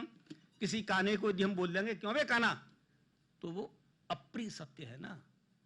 क्यों बे लूला, क्यों बे लंगड़ा, तो वो अप्रिय है। तो अप्रिय सत्य नहीं बोलना, कानून भी वही कहता है। किसी बांझ स्त्री ने किसी बच्चे वाली स्त्री से कहा कि हे बहन, प्रसव की पीड़ा क्या होती है, मुझे बताओ। अब बच्चे वाली स्त्री ने 100 बार सोचा कि मैं इसे कैसे समझाऊं, किस ग्रंथ की सहायता लूं, यह किस भाषा में समझेगी, अर्थात समझ नहीं सकती है। तो अनेकों प्रश्न ऐसे हैं जो बतलाए नहीं जाते मित्रों, अनेकों प्रश्न ऐसे हैं जो बतलाए नहीं जाते, मगर उत्तर भी ऐसे हैं जो समझाए नहीं जाते। जिस ओर जवानी चलती है उस ओर जमाना चलता है। हमारे प्रधानमंत्री भी कहते हैं कि भारत युवाओं का देश है। इस युवा पीढ़ी में बड़ी ऊर्जा है, बड़ी ताकत है, बशर्ते कि वह सन्मार्ग की ओर। अब वह सन्मार्ग क्या है? वह सन्मार्ग हमारा धर्मशास्त्र है, हमारे धर्म ग्रंथ हैं, हमारा वेद और वेदांग है, जहां एक ही वाक्य में कह दिया गया, 6 शास्त्र सब ग्रंथन को रस, मुनि जन धन संतन को सर्वस, सार अंश सम्मति सब ही की। मां की सम्मति बेटी न माने, पिता की सम्मति बेटा न माने, गुरु की सम्मति शिष्य न माने, तो वहां क्या हाल होगा आप समझ सकते हैं। आज 4 करोड़ मुकदमे भारत के न्यायालयों में मात्र तलाक के हैं। ये तलाक क्यों हो रहा है? वजह क्या है? गर्भपात क्यों हो रहा है? वजह क्या है? मैं अंत में अपनी बात को यहीं से समाप्त करूंगा। तो सत्यम वद, ये सच बोलने की कल्पना शपथ लेकर के क्यों की गई है? भगवान शंकर से पार्वती ने प्रश्न किया, हे प्रभु, आप जो राम राम जपते रहते हैं ना, काशी में राम नाम तारक मंत्र दे दिया और मोक्ष हो गया, ये तारक मंत्र क्या है और राम नाम क्यों जपते हैं? आप अपना अनुभव बताओ। ये अनुभव शब्द बहुत गंभीर है। मेरे पैर में कांटा लगा, आपने पूछा कि कैसा दर्द हो रहा है, मैं क्या बताऊंगा? तो बांझ स्त्री प्रसव की पीड़ा नहीं समझ सकती। बांझ का जान है प्रसव के पीड़ा। तो अनुभव सच से ही प्राप्त होगा, असत्य से तो आप और हम उसको ढांकते हैं और कृत्रिम जीवन जीने के अभ्यासु बन जाते हैं।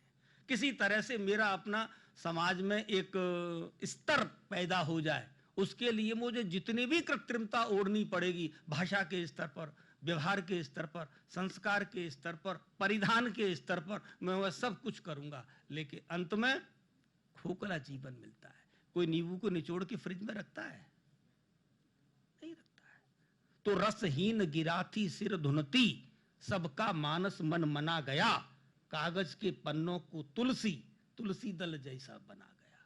बिना तुलसी दल के भारत में किसी भी देव मंदिर में भोग नहीं लगता। हमें अपने जीवन को तुलसी दल जैसा बनाना चाहिए, उतना पवित्र आचरण के स्तर पर, भाव के स्तर पर, व्यवहार के स्तर पर। हमारे माता पिता कहें कि मुझे स्वप्न में भी मेरे बेटा बेटी पर अविश्वास का लेप भी नहीं आ सकता है। ऐसा जो जीवन है वह शास्त्र सम्मत ही जीवन होगा। अशास्त्रीय जीवन की तो फिर कौन कहे।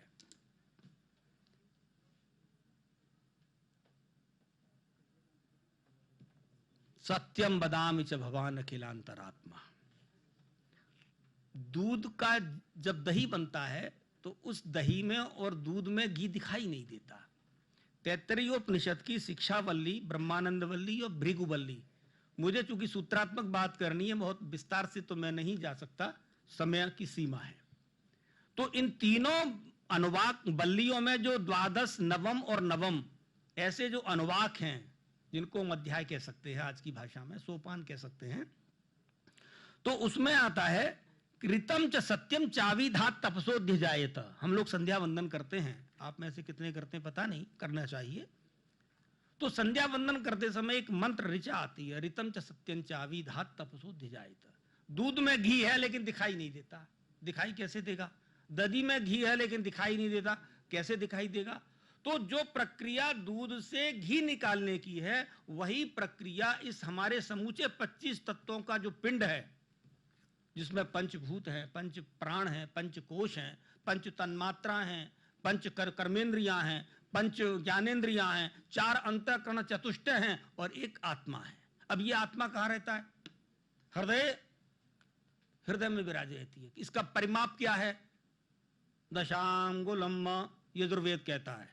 सहस्रसी रेखा पुरुषा सहस्राक्ष सहस्रपात स भूमिगुम सर्वतः स्पृत्वातिष्ठ दशांगुलम। ये आत्मा ज्योति के रूप में इतना आकार की है, इसलिए ये हृदय हर समय धड़कता रहता है। अर्थात हमारा जो समूचा विज्ञान है वो धर्म सम्मत है। हमने उसे एक पोंगापंथ, पाखंड, नाटक, नौटंकी, जो भी शब्द हिंदी के गर्हित से गर्हित हम प्रयोग कर सकते हैं और अपने को बहुत बड़ा बौद्धिक स्तर का पहलवान सिद्ध कर सकते हैं, वो एक अलग विषय है। लेकिन धर्मम चर, दूसरा बल्ली में एक अनुवाक आता है धर्मम चर। कहा गया कि धार्यते लोकम इति धर्मा। लोक जिसको धारण करता है वह धर्म है। अब लोक क्या धारण करता है? प्रातःकाल उठे, सैया छोड़ी तो कराग्रे वस्ते लक्ष्मी, कर मध्य सरस्वती, कर मूले तु गोविंद, प्रभाते कर दर्शन। पृथ्वी माता के चरण स्पर्श करना। हमारी जब वर्षगांठ जन्मदिन होता है तो हमारी मैया जिसने जन्म दिया है शरीर को, वह पृथ्वी की पूजा करती है 365 दिन में एक दिन। क्यों करती है? क्योंकि इसी पृथ्वी पर हम सारे उत्सर्जन विसर्जन की क्रियाएं करते हैं, प्रजनन क्रिया करते हैं, सारी गंदगी करते हैं। तो इससे हम नित्य क्षमा मांगते हैं। यह अनुशासन हमारे अंदर का अनुशासन है, बाहर का अनुशासन नहीं है। बाहर के अनुशासन में अगर कोई वरिष्ठ पुलिस अधीक्षक आया तो जो सिपाही है, ओके, तो वो अपना अनुशासन किराए का अनुशासन, नौकरी करनी है, बच्चे पालने हैं तो कर लेगा। तीसरा कहता है स्वाध्यायान्मा प्रमदः, आज के विद्यार्थी को, कल के विद्यार्थी को, आने वाले कल की विद्यार्थी को स्वाध्याय में प्रमाद नहीं करना चाहिए, निरालस्य जीवन जीना चाहिए और उसमें संकल्प की दृढ़ता हो। संकल्पेन शक्ति, इसलिए यजुर्वेद कहता है तन्मे मनः शिव संकल्पमस्तु। फिर अनुवाक आता है मातृ देवो भव। संसार में तीन ही देवता हैं मित्रों, चौथा देवता नहीं इस धरा पर। मातृ देवो भव, पितृ देवो भव, आचार्य देवो भव। चौथे देवता की तो कल्पना भी नहीं है। जो माता पिता को अपना मनुष्य मानता है संतान, वह मनुष्य ही नहीं है। हमें मनुष्य में देवत्व प्राप्त करना है, देह से देवत्व की यात्रा करनी है। यह अनुशासन हमको कहां से प्राप्त होगा? अनुशासनहीन जीवन पितृदोष की अधिकता देता है। अब इसका परिणाम, क्योंकि समय कम है, इससे वंशहीन, संसार में पितृदोष की अधिकता से वंश वृद्धि की समस्या हो गई है। रुग्णता, शरीर रुग्ण हो गए हैं। दारिद्र्य, रोग शोक आदि से युक्त जीवन। अन्नम वही प्राणा, अन्न का हम कितना दुरुपयोग करते हैं। चाहिए किसी विवाह आदि में जा रहे हैं, 4 गुलाब जामुन परोस लेंगे, 8।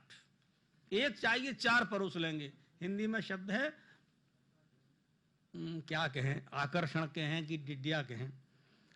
अन्नम वही प्राणा, अन्न हे पूर्ण ब्रह्म आहे। अन्न पूर्ण सदा पूर्ण शंकर प्राण वल्लभे, ज्ञान वैराग्य सिद्ध्यर्थम भिक्षाम देहि च पार्वती। भगवान शंकर जब अन्नपूर्णा से भिक्षा लेते हैं तो पेट भरने के लिए नहीं लेते, ज्ञान वैराग्य सिद्ध्यर्थम। हमारे जीवन में ज्ञान और वैराग्य कितना है, कितने स्तर पर है। अब अंतिम सूत्र में हम सबके जीवन में जो अनुशासन है वो 24 घंटे में जप, ध्यान, स्वाध्याय और सत्संग कितना है। आंख के बिगड़ने पर मन बिगड़ता है मित्रों, जिह्वा के बिगड़ने पर जीवन बिगड़ जाता है।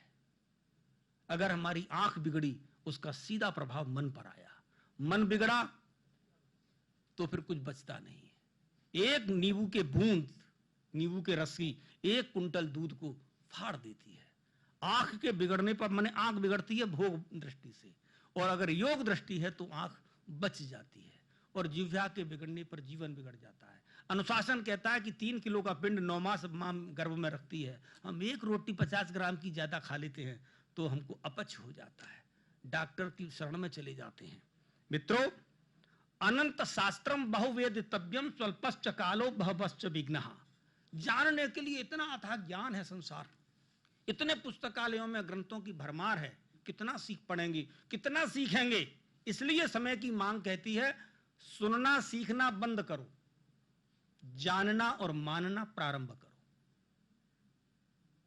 जानना क्या? सर्वम खलविदम ब्रह्म, यह पूरी सृष्टि, पूरी प्रकृति परमात्मा की एक लीला भूमि है। मानना क्या? मातृ पितृ देवो भव। जो संतान अनुशासन में रह करके माता पिता की आंखें गीली नहीं करती, उस संतान को कोई दुख दे नहीं सकता। विधाता में भी सामर्थ्य नहीं है कि उस संतान को कोई दुख दे दे। और जिसने अपने माता पिता की आंखें गीली की, परमात्मा में भी हिम्मत नहीं है कि उसको कोई वो वरदान भी दे दे। अर्थात मातृ देवो भव, पितृ देवो भव। अनुशासन कहता है कि जो मां खून का दूध बना के पिलाती है, उसका ऋण तो परमात्मा भी नहीं चुका सकते।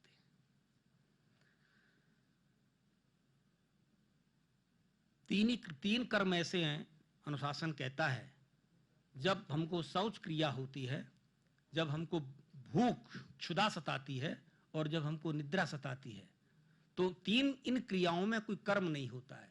बाकी ऐसी कोई क्रिया नहीं है जीवन में जो कर्म रहित हो।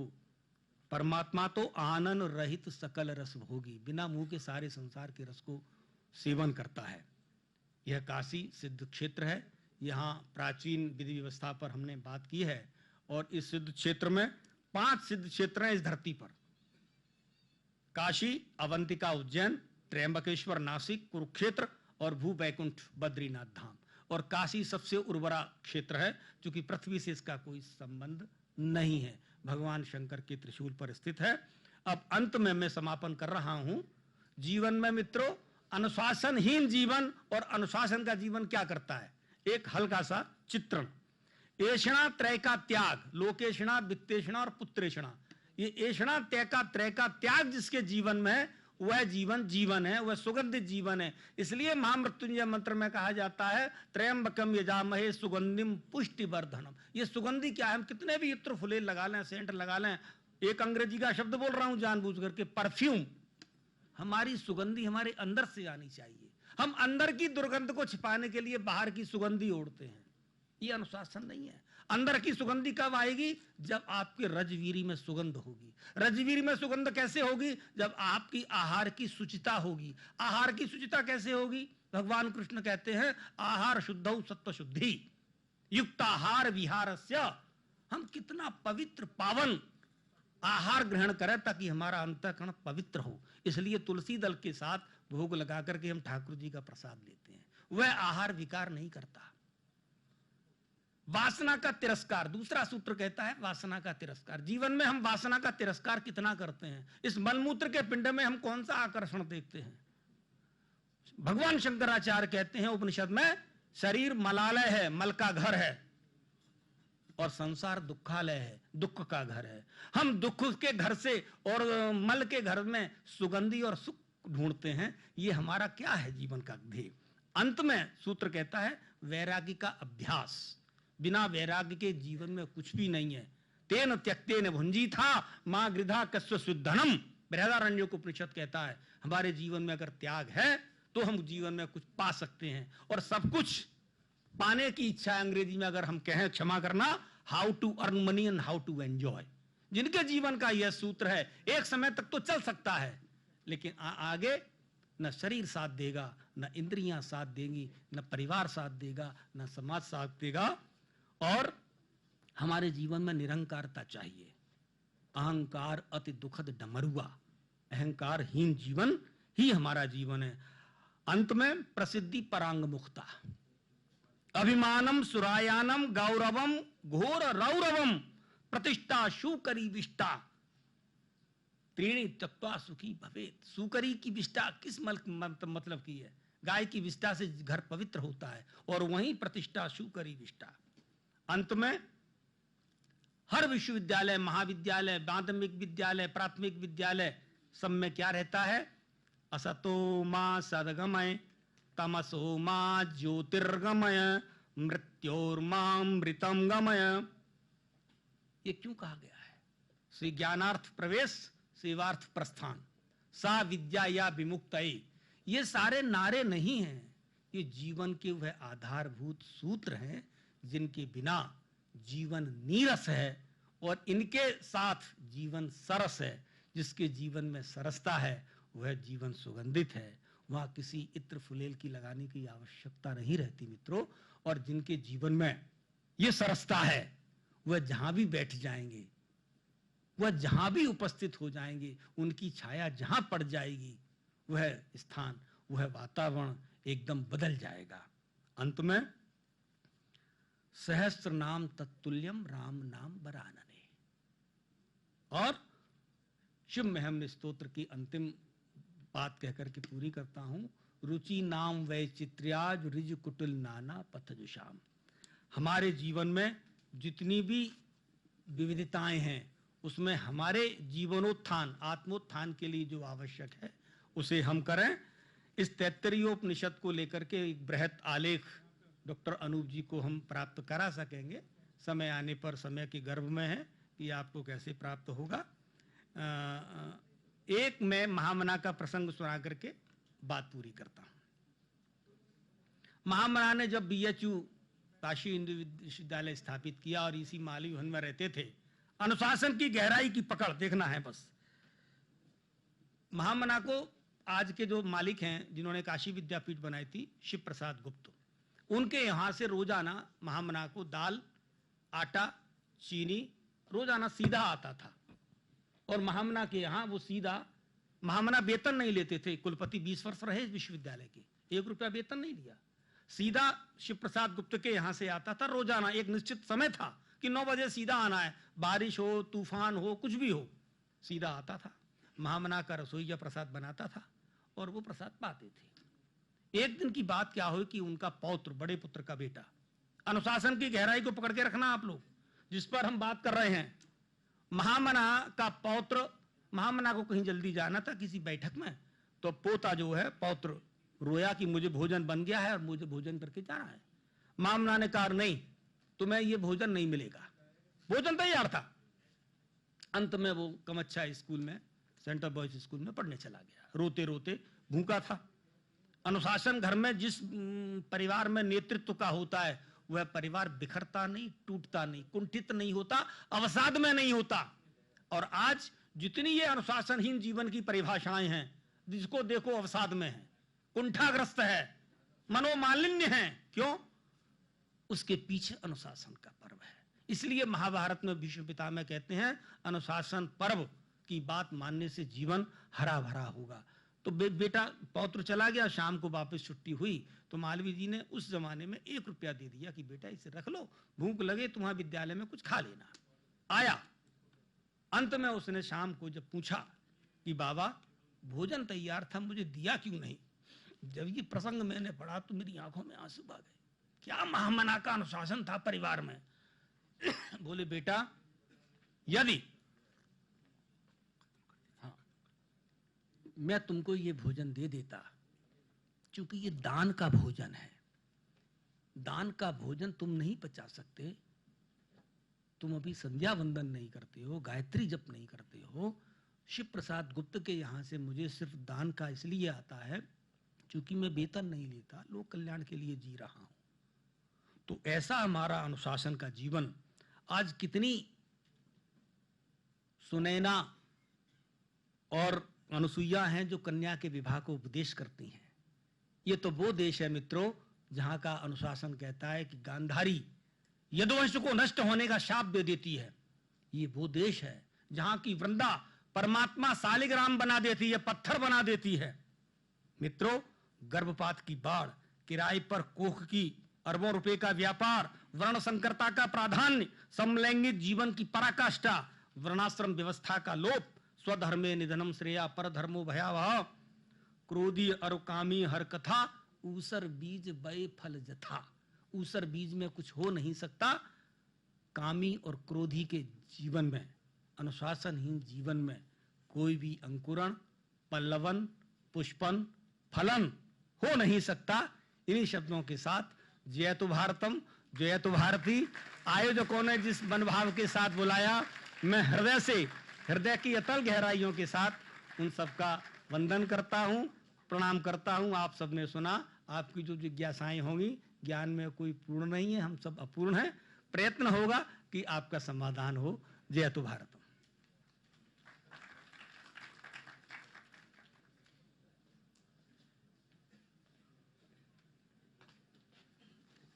धन्यवाद डॉक्टर मिश्रा जी। आपने एक सबसे बढ़िया प्रवचन रखा। आपके प्रवचन में एक निष्कर्ष आया, विधि को अनुशासन के रूप में ग्रहण करना। अब हमारे लिए एक अवसर आता है प्रश्नोत्तर। अब श्री पराशर जी के लिए 5 प्रश्न हमारे बंधुओं ने किया। पहला प्रश्न है, मनुस्मृति की वर्तमान भारत में क्या उपयोगिता है? बोलिए, आप यहाँ आइए, बोलिए। मैं एक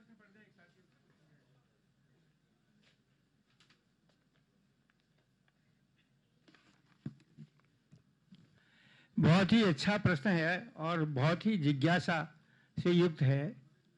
ये प्रश्न स्वाभाविक भी है कि इतना पुराना हमारा ट्रेजर है, रिच ट्रेजर है, और उस ट्रेजर को हम क्यों नहीं उपयोग में ला सकते। मैं आपको सिर्फ इतना बताना चाहूँगा कि ज्ञान कहीं से भी मिले, और शाश्वत ज्ञान जो सत्य पर आधारित है और जो सभी देश काल और परिस्थितियों में लागू होता है, उस ज्ञान को प्राप्त करना और उसको लागू करना, अनुसरण करना, इससे हमें इसकी उपयोगिता का पता लगेगा। अभी लास्ट ये इसी प्रवचन में उन्होंने आचरण के बारे में जो भी बताया या विधि के शासन के बारे में जो भी है, रूल ऑफ लॉ के बारे में, तो अगर हम उस ज्ञान को संचित करते हैं, इस ज्ञान को समझते हैं, तो निश्चित रूप से हमारा ज्ञान वृद्धि होगी और साथ साथ हम उसे लागू भी कर सकते हैं। मैंने बार बार एक ही बात कही थी कि हम उस ज्ञान को जानते ही नहीं थे, अब तक इग्नोरेंस थी, संस्कृत का ज्ञान नहीं था, भाषा की कठिनाई थी, खोजने का प्रयास नहीं किया। आज ये जो कार्यशाला हो रही है इसका उद्देश्य ही इस प्रश्न का उत्तर है। इस कार्यशाला का, राष्ट्रीय कार्यशाला का उद्देश्य है कि पाश्चात्य भारतीय विधि जो मनुस्मृति में बोल रहे, जिसको मैं ग्रैंड नॉर्म कहता हूँ, जिसको मदर ऑफ ऑल लॉज कहता हूँ, वो मनुस्मृति का अध्ययन क्यों न किया जाए, और अगर किया जाएगा तो उससे क्या लाभ होगा। तो इसकी उपयोगिता मनुस्मृति की है। और आलोचना क्यों होती है? वो इसलिए होती है कि अगर किसी भी की डिबेटेबल, तो कि हर चीज़ डिबेटेबल हो जाती है उसका। अच्छा, तो जेमिनी ने यही कहा। जेमिनी के बाद मैंने रामा जोइस को कोट किया। रामा जोइस ने कहा ग्रेन ऑफ गोल्ड, मनुस्मृति में जो ग्रेन ऑफ गोल्ड है, जो गोल्ड है उसको निकाल के देखिए। अगर कोई रिजेक्टेबल चीज है, अगर कोई विवादास्पद कोई बात है, तो उस विवादास्पद बात को त्याग कर दिए, रिजेक्ट कर दिए, ग्राह्य करिए उस चीज को जो ग्राह्य करने के योग्य है। तो मनुस्मृति में जो ग्रेन ऑफ गोल्ड है उसको ग्रहण करना चाहिए, ये बात है। दूसरा प्रश्न है इसके साथ विधि शास्त्र के निर्वचन के सिद्धांत, रूल्स ऑफ इंटरप्रिटेशन। जैसा कि केएल सरकार एवं नवीन लेखकों जैसे एमजे सेठना ने दिए हैं, इनको वर्तमान निर्णय डिसीजंस दिए जाने के लिए कैसे एक समान रूप से लागू करें। एक समान से रूप से लागू करने की बात नहीं है। रूल्स ऑफ कंस्ट्रक्शन की आवश्यकता कब होती है? जब plain meaning, literal rule of construction, आप सब विधि के छात्र जानते हैं कि एक शब्द का अभिप्राय प्लेन क्लियर है तो plain meaning shall be preferred, literal construction को प्रीफर करेंगे। गोल्डन रूल भी यही है। तो जब प्लेन मीनिंग समझ में नहीं आया, उससे कष्ट होना है और उससे समस्या का समाधान नहीं होगा, तो हमें इधर उधर से सहारा लेना पड़ता है। आप इंटरनल एड्स ऑफ कंस्ट्रक्शन जानते हैं, एक्सटर्नल एड्स ऑफ कंस्ट्रक्शन जानते हैं। ये व्यवस्था जो रूल्स ऑफ इंटरप्रिटेशन की, इसके साथ साथ मैंने आपको बताया कई सूक्तियां हैं जो फंडामेंटल रूल्स हैं। उन रूल्स में ही हम मीमांसा में से उन रूल्स को ले सकते हैं। और ये कुछ भी कहिए, मैं आलोचना नहीं करता क्योंकि मैं स्वयं अनुभवी था। अगर जस्टिस काटजू और भी कई, यानी प्रिवी काउंसिल के कितने जजमेंट 100 साल पुराने हैं जिनको आप पढ़ सकते हैं, जिनमें हमारे इन मीमांसाओं से सहारा लेके हिंदू लॉ के और तमाम दुनिया के प्रॉपर्टी के, वीमेन्स राइट टू प्रॉपर्टी, दत्तक पुत्र के राइट्स के, सक्सेशन एंड इनहेरिटेंस के जितने मामले थे वो इन मीमांसाओं के आधार पर ही निर्धारित हुए। तो रूल्स ऑफ कंस्ट्रक्शन में या कंस्ट्रक्शन की प्रॉब्लम को सॉल्व करने के लिए निश्चित रूप से भारत की जो पुरानी विधि है, प्राचीन विधि है, जो संहिताओं में, शास्त्रों में, मीमांसाओं में है, उसका सहारा लिया जा सकता है। क्योंकि एक छोटा सा प्रश्न था, एक व्यक्ति के, एक पुत्र के संपत्ति के अधिकार पर, ये उत्तर प्रदेश का ये केस है जो रिपोर्टेड केस है, जस्टिस काटजू ने ही तय किया है, नहीं उससे पहले का, सॉरी। तो उसमें ये हुआ कि एक भाई, आप जानते हैं मिताक्षरा स्कूल जानते हैं, मैंने सब बहुत ज़्यादा व्याख्या नहीं की चीज़ों की। मिताक्षरा स्कूल में और दयाभाग स्कूल में कुछ अंतर है उत्तराधिकार के प्रश्न पर, विशेष रूप से। मिताक्षरा स्कूल में कोपासनरी सिस्टम है, प्रत्येक सदस्य परिवार का उस संपत्ति का भागीदार हो जाता है। एंसेस्ट्रल प्रॉपर्टी में आज जो बच्चा पैदा हुआ है उसका भी भाग हो जाता है उत्तराधिकार का। एक व्यक्ति, एक भाई जब था तब बंटवारा हो गया, प्रॉपर्टी सारे कोपार्टनर में तय हो गई, निर्धारित हो गई। उसके बाद उसी पिता के एक बेटा और हो गया, बंटवारे के बाद एक बेटा दूसरा हुआ। प्रश्न हुआ क्या उसे उत्तराधिकार पूरे एंसेस्ट्रल प्रॉपर्टी में कोपार्टनरी के सिस्टम पर मिलेगा कि नहीं मिलेगा? वो कोपार्टनर है, कोपार्टनर तो हो गया वो परिवार का, तो उसे मिलेगा कि नहीं? तो इसमें दो सिद्धांत थे। एक सिद्धांत ये स्मृति के आधार पर है, एक सिद्धांत ये था कि नहीं, उसको मिताक्षरा स्कूल के अनुसार, पूरे कोपार्टनरी सिस्टम के अनुसार वो कोपार्टनर हो गया तो उसे पिता की पूरी संपत्ति में भी भाग मिलेगा। दूसरा ये था कि जिस भाई को भाग मिल गया, को पार्टनर के रूप में वो मिल गया, तो वो भाई का कर्तव्य है कि वो अपने हिस्से में से छोटे भाई को दे। जो भाई को पार्टनरी में पहले उत्तराधिकार मिल गया, वो अपने हिस्से में से आधा हिस्सा उसको दे दे। तीसरी समस्या ये थी कि पिता की कौन सी संपत्ति है जिसमें इन दोनों का बराबर हिस्सा है या इसका हिस्सा है। तो फिर इवॉल्व ये हुआ इन संहिताओं के अध्ययन के उपरांत कि एक रिकंसाइल किया गया कि पिता की जो सेल्फ एक्वायर्ड प्रॉपर्टी है उसमें इस बाद में पैदा हुए बच्चे का हिस्सा है, जो संपत्ति का बंटवारा पहले हो चुका कोपार्सनरी सिस्टम के अनुसार उसमें नहीं। तो इस तरह से जो भी समस्या, ये डिसाइडेड केसेस हैं। मैं कहना ये चाहता हूं, जो आपके इस प्रश्न का उत्तर भी है, कि किसी भी समस्या के समाधान के लिए हम अगर इन मीमांसाओं में दिए गए रूल्स ऑफ इंटरप्रिटेशन को अध्ययन के लागू करें, जो लागू किया ब्रिटिशर्स ने लागू किया, बहुत डिसाइडेड केस हैं, तो आज के समाज में आज के न्यायाधीशों को और अधिवक्ताओं को विशेष रूप से ये चाहिए कि इनका सहारा लें। जब प्रयोग में ये चीजें आने लगेंगी तो जैसे 4 से 10 पहले निर्णय हुए तो आज 50 निर्णय हो सकते हैं। हिंदी में निर्णय देने का प्रारंभ हुआ, अब हिंदी में दुनिया भर के निर्णय हो रहे हैं, संस्कृत में हो रहे हैं।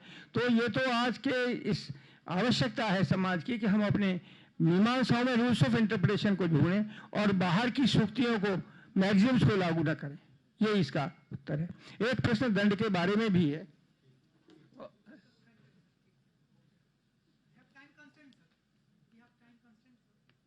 ना बताएं? अच्छा ठीक, धन्यवाद बहुत बहुत प्रश्नों के लिए, खास तौर से जिन्होंने ये प्रश्न भेजे हैं, बहुत ही सार्थक है और जिज्ञासापूर्ण है। मैं आपको सबको बहुत बहुत धन्यवाद देता हूं और मुझे बहुत खुशी है कि आज की इस युवा पीढ़ी के साथ हमारा संवाद हुआ और आपने जिज्ञासा व्यक्त की। बहुत बहुत धन्यवाद संचालन के लिए मयंक जी और संयोजन के लिए हमारे डॉक्टर अनूप कुमार त्रिपाठी जी को पुनः मैं नमस्कार करता हूं और सभी आयोजकों को धन्यवाद देता हूं। धन्यवाद पराशर जी। आप डॉक्टर जोगेंद्र मिश्र जी के लिए सभी का एक सामान्य प्रश्न है, इस प्रश्न के उत्तर रखेंगे डॉक्टर जोगेंद्र मिश्रा जी।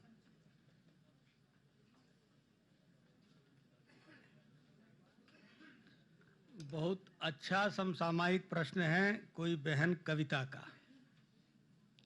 इस प्रश्न में 6 गलतियां हैं, त्रुटियां हैं। हिंदी की इतनी ये भारत के हिंदी के विद्यार्थी की स्थिति है। 6 त्रुटियां हैं, जब मिलोगी तो बता दूंगा। इनका प्रश्न है, हमारे शास्त्र में तलाक का वर्णन नहीं है, तो हमारे विधि शासन में तलाक का वर्णन क्यों किया गया है, जबकि विवाह को 7 जन्म का पवित्र बंधन माना गया है। प्रश्न अपने आप में पूर्ण अपूर्ण दोनों हैं। पहले तो जब हम कोई जिज्ञासा करते हैं तो उस जिज्ञासा के पीछे हम ये देखें कि संक्षेप में बात करनी है, सबकी क्षुधा बहुत तेज होगी, समय बहुत हो रहा है। हमारे शास्त्र में, पहले तो ये बेटा कि तुमने कितने शास्त्र पढ़े हैं, तुमने एक साथ सबको झकझोर दिया कि हमारे शास्त्र तलाक का वर्णन नहीं है। एक उदाहरण देता हूं।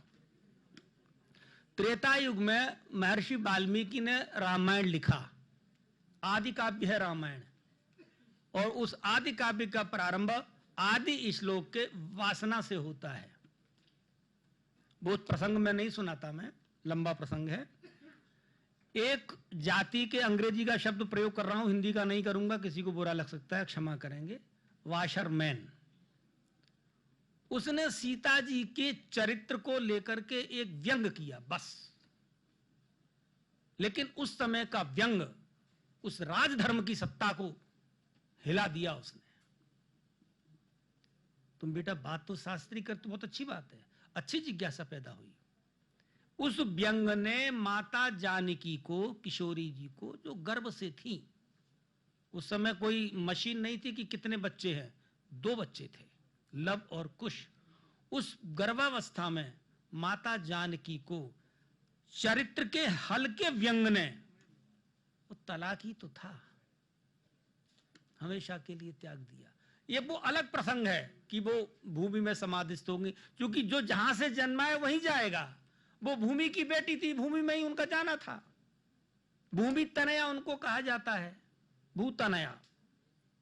विवाह, अगली बात इनकी आई है कि विवाह 7 जन्मों का बंधन है। बेटा, आज भी हम कितने भी बहुत 21वीं शताब्दी में जी रहे हों, लेकिन हमारा सनातन ग्रंथ का जो संस्कार है, कोई भी बेटी अपनी मां सुपर्णखा, पांचाली, केकई नाम रखने की हिम्मत नहीं जुटा पाती। आज भी कोई भी अपने बेटे को अपना पिता कर्ण नाम नहीं देता।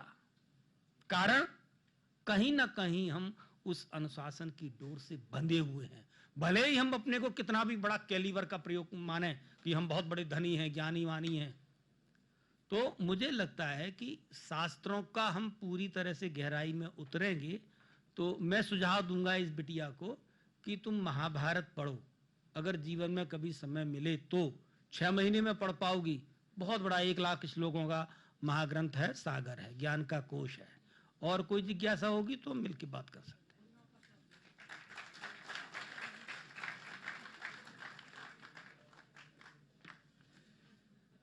धन्यवाद डॉक्टर मिश्रा जी। इस सत्र में हमारे 2 वक्ता थे। वक्ताओं ने जो वक्तव्य रखा आपने सुना और 6 प्रश्न किए। 6 प्रश्न से उत्तर भी कुछ मिला। मैं विशेष रूप से आपके पास कुछ नहीं बोलने के लिए टाइम नहीं है। 2-3 वाक्य आपके लिए सुझाव रखूंगा। एक कॉन्फ्रेंस में, एक सेमिनार में बैठकर सुनने के लिए एक मेथोडोलॉजी है। प्रोफेसर टी बोरो, एक छोटा सा किताब है, how to sit how to listen, 2 chapter है। अगर बैठना मेथोडिकल नहीं है और सुनना मेथोडिकल नहीं है तो क्वेश्चन मेथोडिकल नहीं हो सकता। क्योंकि मैं देखता हूं आप लोग सब आसपास बातचीत करते हैं, क्वेश्चन लिखते हैं। ऐसा क्वेश्चन नहीं होता है, क्योंकि हमारे प्रथम वक्ता, अधिवक्ता और न्यायमूर्ति, उन्होंने प्राचीन भारतीय शास्त्र के भीतर न जाकर अपने अनुभव से कुछ बोला गया। वो जस्टिस रामा जोइस के जो किताब के बारे में बोला है, आप लोग लिख कर लग सकते हैं। Constitutional history of ancient India, 2 volume वाले।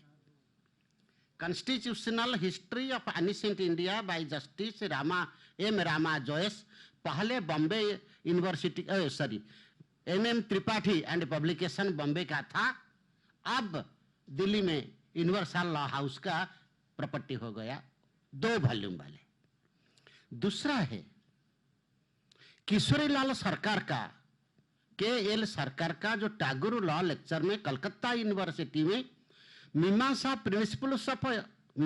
रूल्स ऑफ इंटरप्रिटेशन, ये जो किताब था कलकत्ता यूनिवर्सिटी का पब्लिकेशन, अब यूनिवर्सल लॉ हाउस का इसका रिप्रिंट हुआ। जस्टिस मार्कंडेय कार्जू ने इसको एडिट किया और इस एडिशन में सबसे बड़ा विषय है उनका राय, Allahabad high court, supreme court के जो राय है, ये राय में मीमांसा रूल को कैसे उन्होंने उपयोग किया, क्यों उपयोग किया। वेस्टर्न रूल्स ऑफ इंटरप्रिटेशन जब फेलोर हो गया, लेकिन इंटरप्रेट करने के लिए एक जरूरत आया, उस समय मीमांसा रूल्स ऑफ इंटरप्रिटेशन को वो उपयोग किया।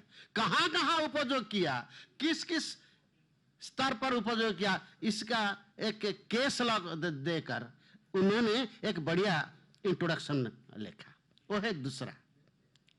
तीसरा है हमारे पास एक स्पेसिफिक लीगल लिटरेचर है, हिस्ट्री ऑफ धर्मशास्त्र बाय PV काणे। उनका जो 3rd वॉल्यूम है, तीसरा भाग, तीसरा भाग में एक वॉल्यूम है, वो तीसरा भाग एक वॉल्यूम है, लेकिन उनमें 2 भाग है इसके अंदर। पहला 420 तक एडमिनिस्ट्रेटिव लॉ, उसके बाद जुडिशियल लॉ, ये दोनों को पढ़ना पड़ेगा। इसको पढ़ने से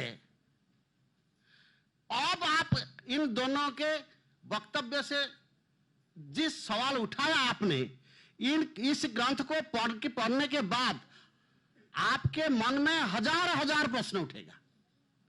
इस प्रश्नों को समाधान करने के लिए आपको एनिसेंट इंडियन जुडिशियरी को पढ़ना पड़ेगा। Ancient Indian juridical system 2 volume वाले मोतीलाल बनारसी दास का पब्लिकेशन है, स्टेनबर्ग का, प्रोफेसर स्टेनबर्ग का ancient Indian juridical system 2 volume वाले, इसको देखना पड़ेगा। और पीवी काणे का हिस्ट्री ऑफ धर्मशास्त्र का जो 5th वॉल्यूम, इसका जो सेकंड पार्ट में मीमांसा रूल्स ऑफ इंटरप्रिटेशन कहां कहां शास्त्र में यूटिलाइज्ड किया है, और प्री इंडिपेंडेंस पीरियड में कलकत्ता हाई कोर्ट में, बॉम्बे हाई कोर्ट में और मद्रास हाई कोर्ट में कहां कहां मीमांसा रूल्स ऑफ इंटरप्रिटेशन को यूटिलाइज करके ब्रिटिश जुडिशियरी प्रिवी काउंसिल को रेकमेंड किया था, इसको देखना पड़ेगा। ये सब है, मैं तो एक लिस्ट बनाया है, आपको बाद में कभी अवसर होगा तो बोल दूंगा। लेकिन एक छोटा सा किताब है पुना ओरिएंटलिस्ट का। पुना में जो यूनिवर्सल का लॉ कॉलेज है, ये कॉलेज का एक सबसे पुराना पब्लिकेशन था, अब रिप्रिंट हुआ है। मेहरचंद लक्ष्मण दास दिल्ली के, Manu Katyayana and Brihaspati by M.V. Patwardhan, उनका एक बढ़िया किताब है। किताब बड़ा नहीं है, लेकिन लीगल मैटर्स इसके भीतर इतना ठीक जुडिशियरी के प्रिंसिपल के अनुसार विचार किया है, इसको देखना पड़ेगा। आप लोगों के पास एक सबसे बड़ा किताब है मनुस्मृति का अंग्रेजी ट्रांसलेशन विथ प्रोफेसर बुल्हर का introduction, sacred books of the east जो मैक्समुलर ने एडिट किया है 50 वॉल्यूम्स, उसका जो 25th वॉल्यूम, इसका इंट्रोडक्शन जरूर पढ़ेगा। इंट्रोडक्शन के साथ उनका जो ट्रांसलेशन है, उस ट्रांसलेशन के भीतर आपके मन में जितना प्रश्न आते हैं, क्यों तलाक नहीं है, तलाक का कॉन्सेप्ट क्या है, परिभाषा को छोड़ दीजिए, तलाक जो कॉन्सेप्ट क्या है, और उस कॉन्सेप्ट को लैंग्वेज में लाने के लिए जो टेक्नोलॉजी, जो टर्मिनोलॉजी, ये टर्मिनोलॉजी का क्या हिस्ट्री है। मनुस्मृति का जो 9th चैप्टर 9वां अध्याय, स्त्री पुरुष धर्म प्रकरण 1 है। एक पुरुष एक स्त्री के साथ, एक स्त्री एक पुरुष के साथ, ये स्त्री पुरुष हस्बैंड वाइफ नहीं है, मेल फीमेल, इन दोनों के भीतर लीगल रिलेशन क्या है। सोशल रिलेशन अलग है, डोमेस्टिक रिलेशन अलग है, रिलीजियस रिलेशन अलग है, ह्यूमैनिटेरियन रिलेशन अलग है, लीगल रिलेशन क्या है, इसको पढ़ना पड़ेगा। धन्यवाद।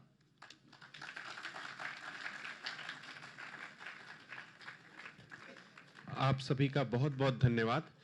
आप सबकी जिज्ञासा और इस तकनीकी सत्र की महत्ता देखते हुए मैं सर की बात में एक बात और जोड़ के आपको बताऊं कि सर की एक पुस्तक है धर्मशास्त्र ऑन लॉ एंड एथिक्स, जो आपके बगल में काउंटर पर उपलब्ध है और 30% डिस्काउंट के साथ आप अपनी जिज्ञासा के लिए उसको देख सकते हैं, और बहुत अच्छी पुस्तक है, सर के द्वारा लिखी गई, आप उसे जरूर देखें।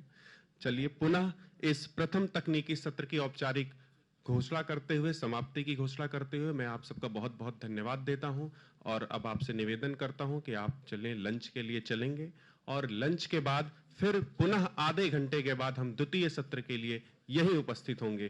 कृपया जाएं, लंच करें और समय से द्वितीय सत्र के लिए उपस्थित हों। बहुत बहुत धन्यवाद।